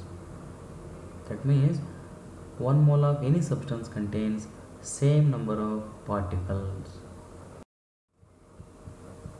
Now let us discuss about molar mass. The mass of 1 mole of a substance in grams is called its molar mass. ಅಂದರೆ ಒಂದು ವಸ್ತುವಿನ 1 ಮೋಲ್ನಷ್ಟು ಪ್ರಮಾಣದ ದ್ರವ್ಯರಾಶಿಯನ್ನು ನಾವು ಗ್ರಾಮ್ನಲ್ಲಿ ಅಳತೆ ಮಾಡಿದಾಗ ಅದೇನಂತ ಕರೆಸಿಕೊಳ್ಳುತ್ತೆ? ಅಣು ದ್ರವ್ಯರಾಶಿ ಅಂತ ಕರೆಸಿಕೊಳ್ಳುತ್ತೆ. The molar mass in grams is equal to atomic or molecular or formula mass in U. ಅಂದರೆ ಮೋಲಾರ್ ಮಾಸ್ ಯಾವುದಕ್ಕೆ ಸಮನಾಗಿರುತ್ತೆ? ಗ್ರಾಮಲ್ಲಿ ವ್ಯಕ್ತಪಡಿಸಿದಾಗ ಅದು ಯಾವುದಕ್ಕೆ ಸಮನಾಗಿರುತ್ತೆ ಅಂದರೆ ಪರಮಾಣು, ಅಣು ಮತ್ತು formula ದ್ರವ್ಯರಾಶಿಗೆ ಸಮನಾಗಿರುತ್ತೆ. Hence, molar mass of water is 18.02 gram per mole. Similarly, molar mass of sodium chloride is 58.5 gram per mole. Now let us discuss about percentage composition. ಅಂದರೆ ಪ್ರತಿಶತ ಸಂಯೋಜನೆ ಬಗ್ಗೆ ತಿಳಿದುಕೊಳ್ಳೋಣ. Percentage composition of a compound means the percentage of all the elements present in the compound. ಅಂದರೆ ಪ್ರತಿಶತ ಸಂಯೋಜನೆ ಎಂಬುದು ಏನಾಗಿದೆ? ಒಂದು ಸಂಯುಕ್ತ ವಸ್ತುವಿನಲ್ಲಿರ್ತಕ್ಕಂಥ ಎಲ್ಲ ಮೂಲ ವಸ್ತುಗಳ ಪ್ರತಿಶತವನ್ನು ತಿಳಿಸಿಕೊಡುತ್ತೆ. The percentage of any element in a compound is the mass of that element in 100 parts by mass of the compound. ಅಂದರೆ ಒಂದು ಸಂಯುಕ್ತ ವಸ್ತು ಏನಾದರೂ 100 ಭಾಗಗಳನ್ನು ಒಳಗೊಂಡಿತ್ತಂದರೆ ಆ 100 ಭಾಗಗಳ ತೂಕದಲ್ಲಿ ಒಂದು ನಿರ್ದಿಷ್ಟ ಮೂಲ ವಸ್ತುವು ಎಷ್ಟು ಭಾಗಗಳನ್ನು ಒಳಗೊಂಡಿದೆ ಎಂಬುದನ್ನು ಈ ಪರ್ಸೆಂಟೇಜ್ ಕಾಂಪೋಸಿಷನ್ ತಿಳಿಸಿಕೊಡುತ್ತೆ. Percentage composition can be calculated as follows. ಇದನ್ನು ನಾವು ಈ ರೀತಿಯಾಗಿ ಈ ಫಾರ್ಮುಲಾದಿಂದ ಕ್ಯಾಲ್ಕುಲೇಟ್ ಮಾಡ್ತೀವಿ. Mass percent of an element is equal to mass of that element in the compound into 100 divided by molar mass of the compound. ಅಂದರೆ ಒಂದು ಮೂಲ ವಸ್ತುವಿನ ದ್ರವ್ಯರಾಶಿಯು ಆ ಮೂಲ ವಸ್ತುವಿನ ದ್ರವ್ಯರಾಶಿ ಸಂಯುಕ್ತ ವಸ್ತುವಿನಲ್ಲಿ ಎಷ್ಟು ಪ್ರಮಾಣದಲ್ಲಿದೆಯೋ ಅದನ್ನು ನಾವು 100ರಿಂದ ಗುಣಿಸಿ ಆ ಸಂಯುಕ್ತ ವಸ್ತುವಿನ ಅಣು ದ್ರವ್ಯರಾಶಿಯಿಂದ ಭಾಗಿಸಿದಾಗ ನಮಗೇನು ಸಿಗುತ್ತೆ? ಆ ಮೂಲ ವಸ್ತುವಿನ ಪ್ರತಿಶತ ದ್ರವ್ಯರಾಶಿ ಸಿಗುತ್ತೆ. ಉದಾಹರಣೆ ನಾವು ಪ್ರಾಬ್ಲಮ್ಸ್ ಮುಖಾಂತರ ತಿಳಿದುಕೊಳ್ಳೋಣ. Calculate the percentage composition of hydrogen and oxygen in water. Molar mass of water, we know that it is 18.02 gram. Hence mass percent of hydrogen. ನೋಡಿ ಇಲ್ಲಿ ಮೋಲಾರ್ ಮಾಸ್ ಆಫ್ ಅಂದರೆ ನೀರಿನ ಅಣು ದ್ರವ್ಯರಾಶಿ ಗೊತ್ತಿದೆ ನಮಗೆ. ಏನು ಎಷ್ಟಿದೆ? 18.02 ಗ್ರಾಮ್ ಇದೆ. ಹಾಗಾಗಿ ಇಲ್ಲಿರ್ತಕ್ಕಂಥ 2 ಆಟಮ್ಸ್ ಯಾವ್ಯಾವು? ಒಂದು ಹೈಡ್ರೋಜನ್ನು, ಒಂದು ಆಕ್ಸಿಜನ್ನು.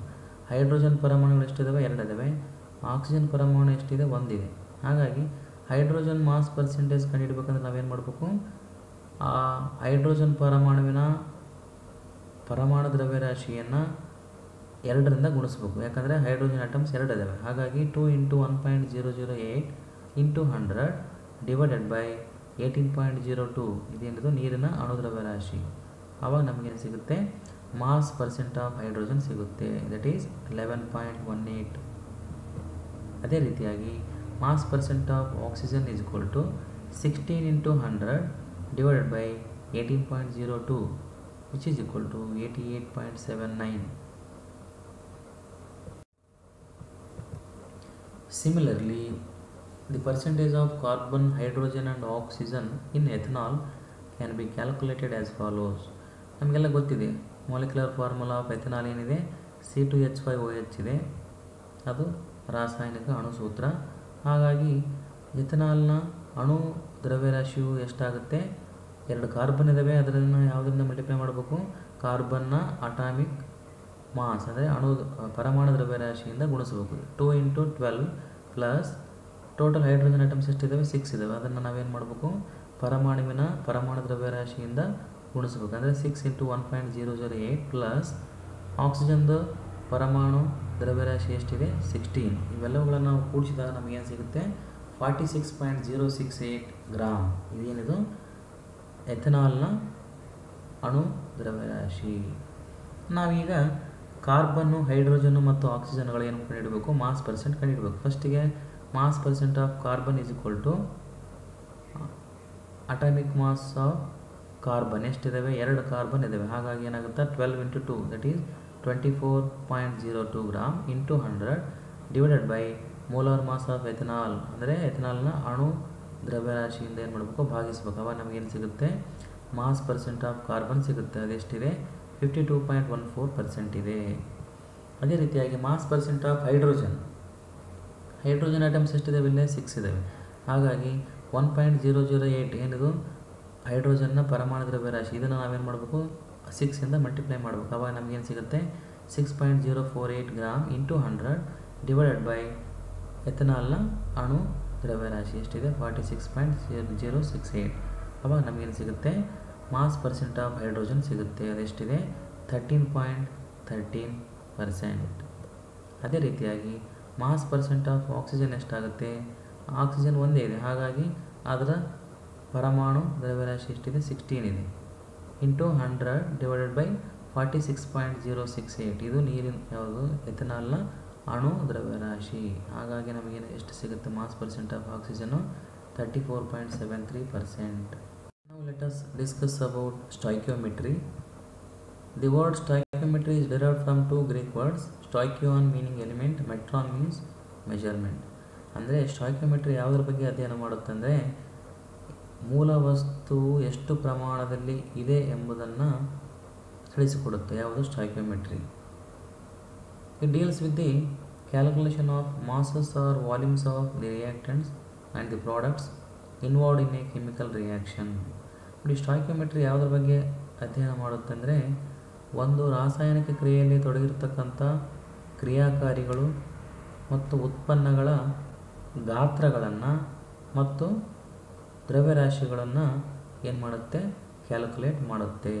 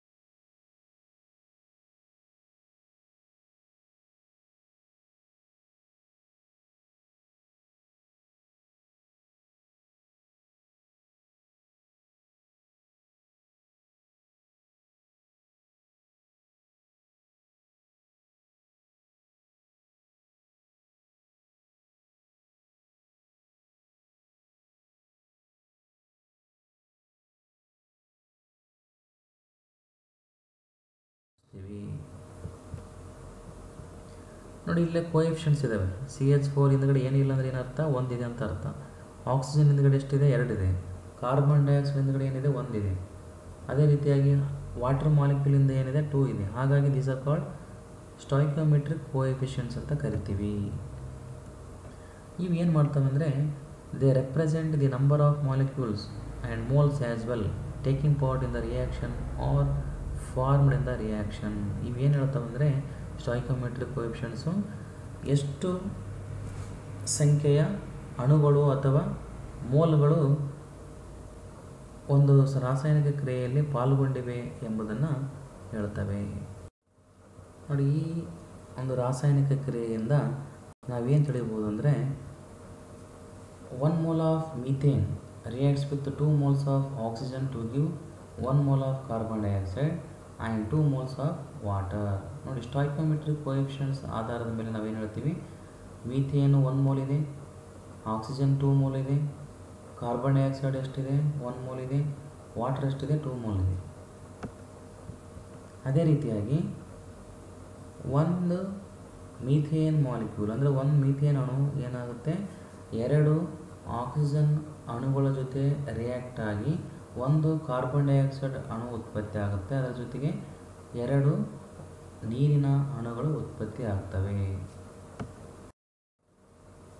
ನಾವೇನಾದರೂ ಈ ರಾಸಾಯನಿಕ ಕ್ರಿಯೆಯಲ್ಲಿ ತೊಡಗಿರತಕ್ಕಂಥ ಕ್ರಿಯಾಕಾರಿಗಳು ಮತ್ತು ಉತ್ಪನ್ನಗಳನ್ನು ಗಾತ್ರಗಳ ಮುಖಾಂತರ ನಾವೇನಾದರೂ ವಿವರಣೆ ಕೊಡಬೇಕಂದ್ರೆ ಇಲ್ಲೇ 1 mole ಆಫ್ ಮೀಥೇನ್ ಅಂದರೆ ಏನರ್ಥ, ಯಾವುದೇ ಗ್ಯಾಸ್ ಇರಲಿ ಅದು 1 mole ಇತ್ತಂದರೆ ಎಷ್ಟು ಲೀಟ್ರ್ ವೇ ಮಾಡುತ್ತೆ, ಅದು 22.7 ಲೀಟರ್ ಇರುತ್ತೆ. ಹಾಗಾಗಿ ಇಲ್ಲಿ 1 mole ಆಫ್ ಮೀಥೇನ್ ಇದೆ, ಹಾಗಾಗಿ 22.7 litre of methane reacts with 2 moles of oxygen. 2 moles means almost double, that is 22.7 into 2, that gives 45.4 liter of oxygen to give 1 mole of carbon dioxide. ಅಂದರೆ 22.7 litre of carbon dioxide formation ಆಗುತ್ತೆ. ಅದರ ಜೊತೆಗೆ 2 moles of water ಅಂದರೆ 45.4 litre of water formation ಆಗುತ್ತೆ.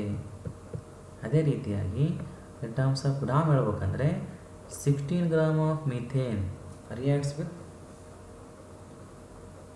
64 gram of oxygen to give 44 gram of carbon dioxide and 36 gram of water. Let us discuss about limiting reagent. Limiting reagent is the reactant which is present in the lesser amount, gets consumed after some time, and after that no further reaction takes place whatever be the amount of the other reactant present. The limiting reagent ಏನಾಗಿದೆ, ಒಂದು ಕ್ರಿಯಾಕಾರಿಯಾಗಿದೆ. ಇದು ಕಡಿಮೆ ಪ್ರಮಾಣದಲ್ಲಿ ಒಂದು ರಾಸಾಯನಿಕ ಕ್ರಿಯೆಯಲ್ಲಿರುತ್ತೆ. ಸ್ವಲ್ಪ ಸಮಯದ ನಂತರ ಇದು ಸಂಪೂರ್ಣವಾಗಿ ಪಾಲ್ಗೊಂಡು ಖಾಲಿಯಾಗುತ್ತೆ. ಅದಾದ ನಂತರ ಇನ್ನೊಂದು ರಿಯಾಕ್ಟೆಂಟು ಆ ರಾಸಾಯನಿಕ ಕ್ರಿಯೆಯಲ್ಲಿ ಇದ್ದರೂ ಸಹಿತ ಏನಾಗುತ್ತೆ, ರಿಯಾಕ್ಷನ್ನು ಮುಂದುವರಿಯುವುದಿಲ್ಲ. ಅಂಥ ಕ್ರಿಯಾಕಾರಿಯನ್ನು ನಾವೇನಂತ ಕರಿತೀವಿ, ಲಿಮಿಟಿಂಗ್ ರಿಯೇಜೆಂಟ್ ಅಂತ ಕರಿತೀವಿ.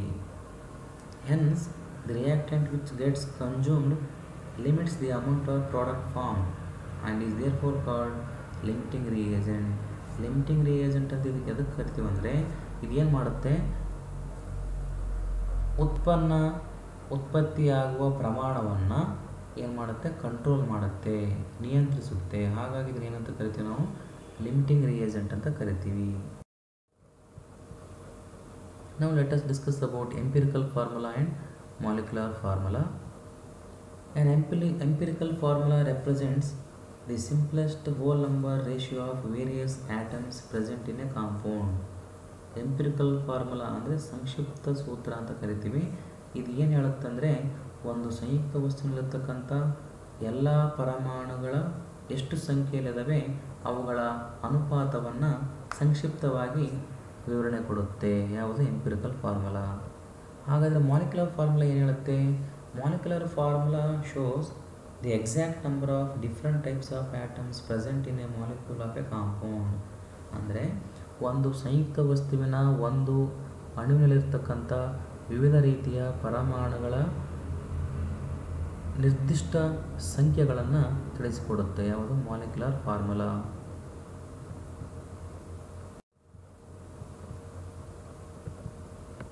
ನೋಡಿ, ಉದಾಹರಣೆಗೆ ಮಾಲಿಕ್ಯುಲರ್ ಫಾರ್ಮುಲಾ ಆಫ್ ಬೆಂಜೀನ್ ಏನಿದೆ, ಅಣು ಸೂತ್ರ C6H6 ಇದೆ. ಹಾಗಾದರೆ ಎಂಪಿರಿಕಲ್ ಫಾರ್ಮುಲಾ ಸಂಕ್ಷಿಪ್ತ ಅಣುಸೂತ್ರ ಏನಾಗುತ್ತೆ, CH ಆಗುತ್ತೆ. ಅದೇ ರೀತಿಯಾಗಿ molecular formula of hydrogen peroxide is H2O2, but empirical formula is HO. Note, molecular formula can be calculated by multiplying n value with empirical formula. ಅಂದರೆ n ಅಂದರೆ 1 2 3 ಎನಿ ನಂಬರ್ ಆಗಿರುತ್ತೆ. ಅದನ್ನು ನಾವು ಎಂಪಿರಿಕಲ್ ಫಾರ್ಮುಲಾದಿಂದ ಮಲ್ಟಿಪ್ಲೈ ಮಾಡಿದಾಗ ನಮಗೇನು ಸಿಗುತ್ತೆ, ಮಾಲಿಕ್ಯುಲರ್ ಫಾರ್ಮುಲಾ ಸಿಗುತ್ತೆ. Which is equal to molecular weight divided by empirical formula weight. ಈಗ ಪ್ರಾಬ್ಲಮ್ ಡಿಸ್ಕಸ್ ಮಾಡೋಣ. An empirical formula of benzene is CH and its empirical formula weight is 13. The molecular weight of benzene is 78.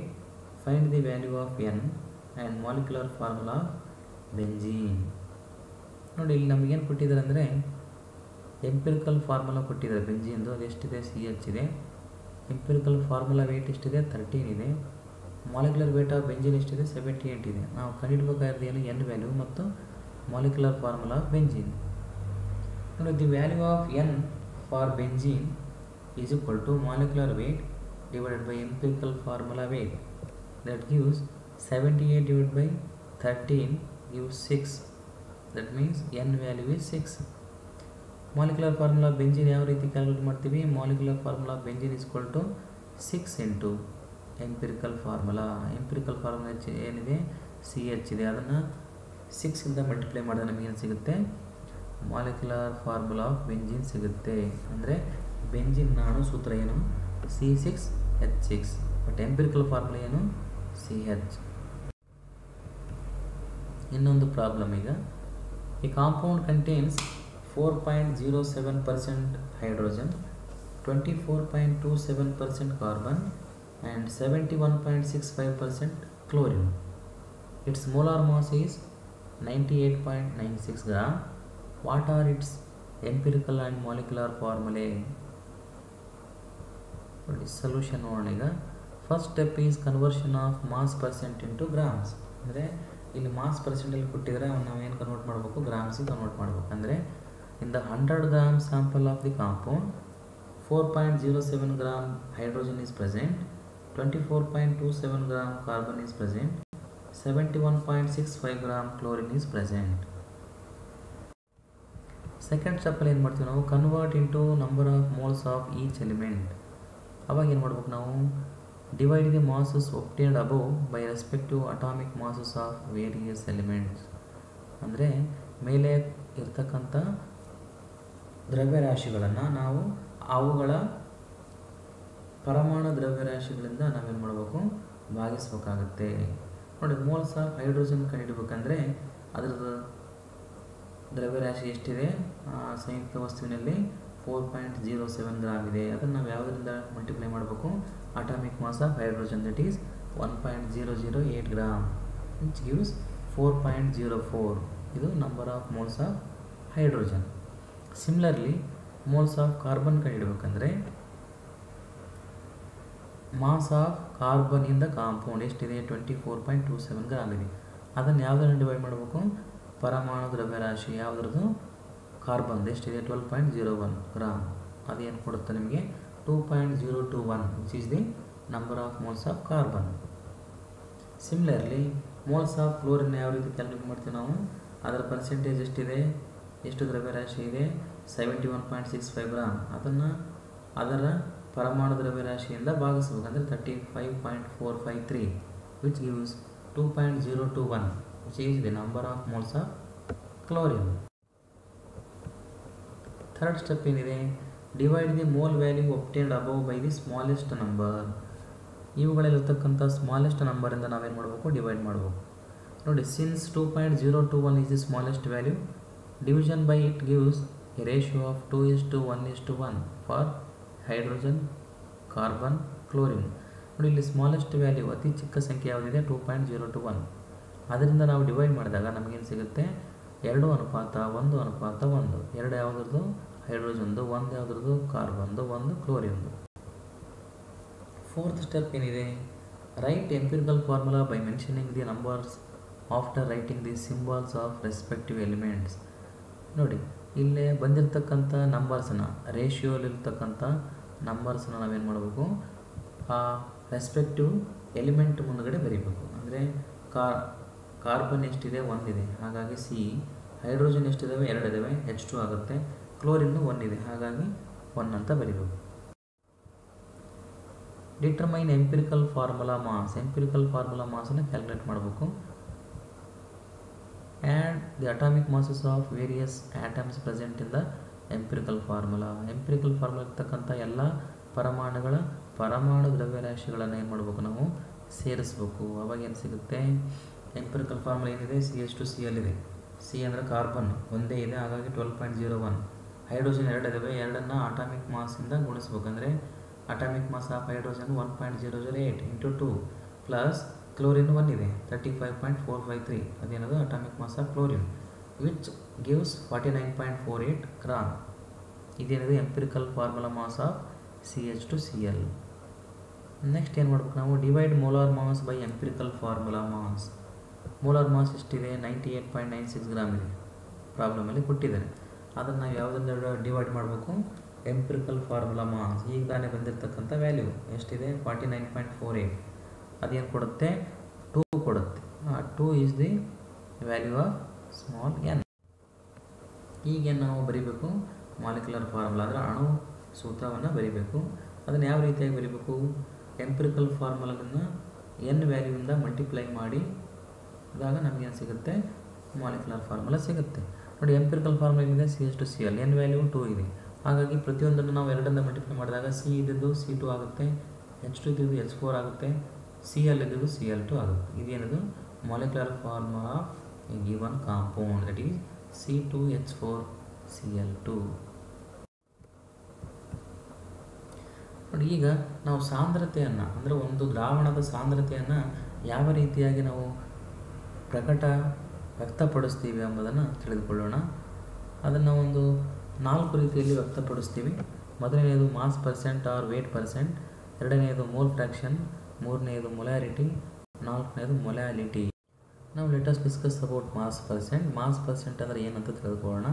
Mass percent is equal to mass of the solute into 100 divided by mass of the solution.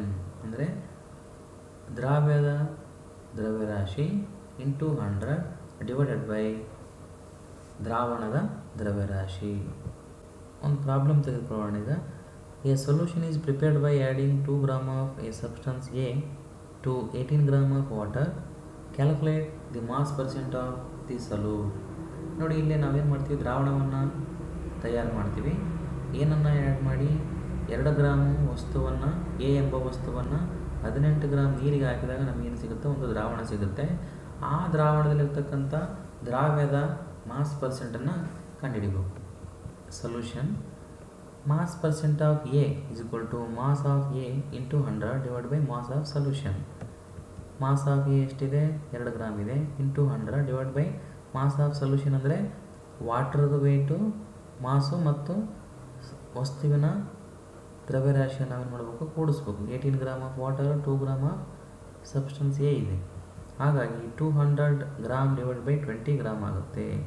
Final answer is 10%. ಅಂದರೆ mass percent of the solute is 10%. Now let us know about mole fraction. Mole fraction is the ratio of number of moles of a particular component to the total number of moles of the solution.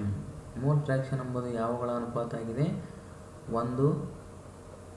ಒಂದು ದ್ರಾವಣದಲ್ಲಿರ್ತಕ್ಕಂಥ ಒಂದು ಘಟಕದ number of ಮೋಲ್ಸ್ಗಳನ್ನು ಆ ದ್ರಾವಣದ ಒಟ್ಟು ಮೋಲ್ಗಳ ಸಂಖ್ಯೆಯಿಂದ ಭಾಗಿಸಿದಾಗ ನಮಗೇನು ಸಿಗುತ್ತೆ, ಮೋಲ್ ಫ್ರ್ಯಾಕ್ಷನ್ ಸಿಗುತ್ತೆ. If a substance A dissolves in a substance B, their number of moles are Na and Nb respectively. ಅಂದರೆ ಒಂದು ದ್ರಾವಣದಲ್ಲಿ ನಾವೇನಾದರೂ ಎ ಮತ್ತು ಬಿ ಎಂಬ ಘಟಕಗಳನ್ನು ನಾವೇನಾದರೂ ಮಿಶ್ರಣ ಮಾಡಿದಾಗ ಅವುಗಳ ನಂಬರ್ ಆಫ್ ಮೋಲ್ಸನ್ನು ನಾವು ಯಾವುದರಿಂದ ಗುರುತಿಸ್ತೀವಿ, Na ಮತ್ತು Nb. ಆವಾಗ ನಾವು ಮೋಲ್ ಫ್ರ್ಯಾಕ್ಷನ್ನ ಈ ಕೆಳಗೆ ನಾವು ಕ್ಯಾಲ್ಕುಲೇಟ್ ಮಾಡ್ತೀವಿ. Mole fraction of A is equal to number of moles of A divided by number of moles of the solution, that is Na divided by Na plus Nb. Similarly, mole fraction of B is equal to number of moles of B divided by number of moles of solution, which is equal to Nb divided by Na plus Nb.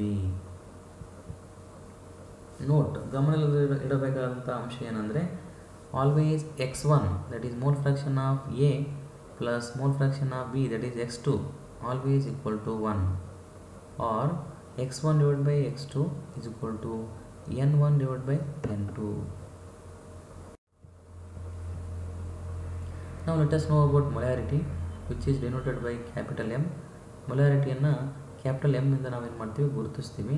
ಹಾಗಾದರೆ molarity ಅಂದರೆ ಏನಂದರೆ, molarity is defined as the number of moles of the solute in 1 litre of the solution. ಅಂದರೆ 1 litre ದ್ರಾವಣದಲ್ಲಿರ್ತಕ್ಕಂಥ ಒಂದು ದ್ರವ್ಯದ number of moles ಎಷ್ಟಿರುತ್ತೆ ಅದನ್ನು ನಾವೇನಂತ ಕರಿತೀವಿ, molarity ಅಂತ ಕರಿತೀವಿ. Molarity is equal to number of moles of the solute divide by volume of solution in litres. ಈ ಫಾರ್ಮುಲಾದಿಂದ ನಾವೇನು ಮಾಡ್ತೀವಿ, ಮೊಲಾರಿಟಿಯನ್ನು ಕ್ಯಾಲ್ಕುಲೇಟ್ ಮಾಡ್ತೀವಿ. Now let us take a problem on molarity. How much volume of 1 molar NaOH solution be taken to prepare 0.2 molar NaOH solution? ಅಂದರೆ 1 molar NaOH ದ್ರಾವಣದಿಂದ 0.2 molar NaOH ದ್ರಾವಣವನ್ನು ನಾವು ಪ್ರಿಪೇರ್ ಮಾಡಬೇಕಂದ್ರೆ 1 molar NaOH ದ್ರಾವಣದಿಂದ ಎಷ್ಟು ಗಾತ್ರದಷ್ಟು ನಾವು ಸೊಲ್ಯೂಷನ್ನ ಅಥವಾ ದ್ರಾವಣವನ್ನು ತೆಗೆದುಕೊಳ್ಳಬೇಕಂತ ಕೇಳಿದರೆ, ನೋಡಿ ಇಲ್ಲೇ 1 molar NaOH ಸೊಲ್ಯೂಷನ್ ಅಂದರೆ ಅರ್ಥ ಏನು, 1 mole of solute that is NaOH is present in 1 litre or 1000 ml.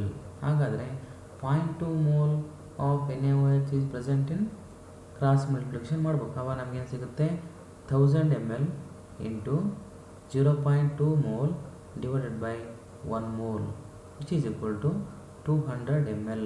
ಅಂದರೆ ನಮಗೇನು ಬೇಕು, 200 ml 1 molar NaOH ಸೊಲ್ಯೂಷನ್ ಬೇಕು. ಅದನ್ನು ತೊಗೊಂಡು ಏನು ಮಾಡ್ಬೇಕು, ನಾವು 1 ಲೀಟರ್ಗೆ ಏನು ಮಾಡಬೇಕು, ಮೇಕಪ್ ಮಾಡಬೇಕು. ಆವಾಗ ನಮಗೇನು ಸಿಗುತ್ತೆ, 0.2 molar NaOH ಸೊಲ್ಯೂಷನ್ ಸಿಗುತ್ತೆ.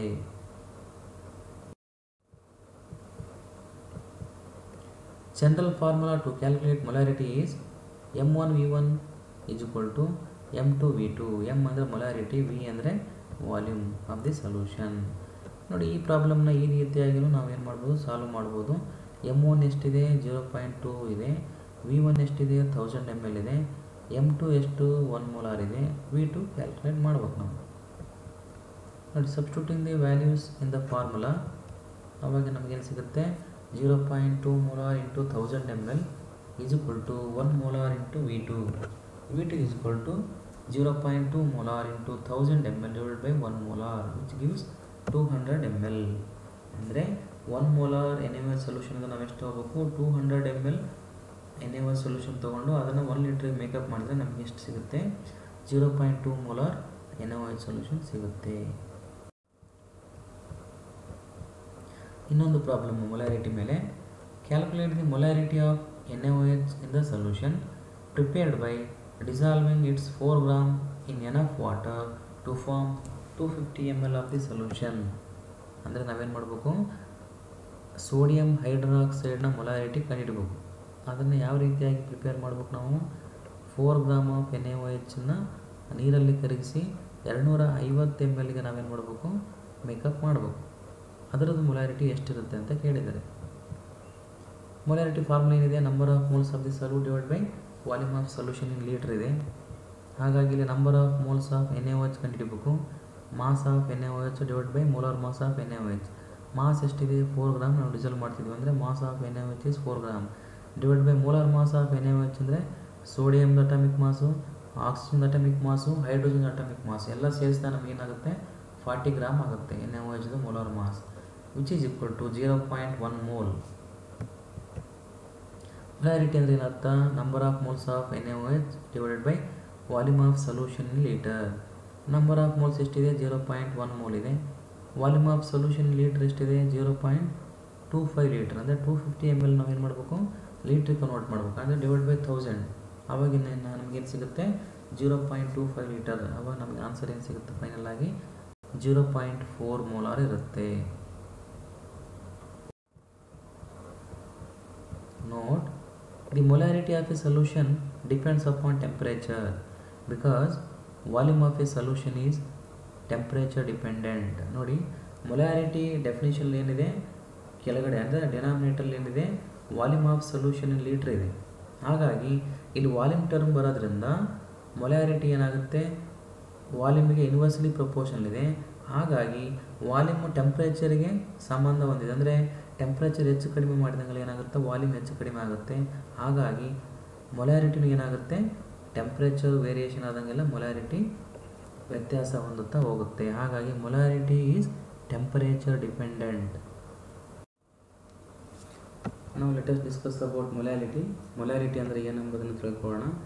Molarity is defined as the number of moles of the salute present in 1 kg of solvent. ಅಂದರೆ 1 kg ದ್ರಾವಕದಲ್ಲಿ ಒಂದು ದ್ರಾವ್ಯವು ಎಷ್ಟು ಮೋಲ್ಗಳಷ್ಟು ಸಂಖ್ಯೆಯನ್ನು ಹೊಂದಿದೆ ಎಂಬುದನ್ನು ನಾವು ಏನು ಹೇಳ್ತದೆ, ಮೊಲಾರಿಟಿ ಹೇಳುತ್ತೆ. ಅದನ್ನು ನಾವು ಸ್ಮಾಲ್ m ಇಂದ ಗುರುತಿಸ್ತೀವಿ. ಹಾಗಾದರೆ ಮೊಲಾರಿಟಿ ಫಾರ್ಮುಲಾ ಏನಿದೆ, molarity is equal to number of moles of solute divided by mass of solvent in kg.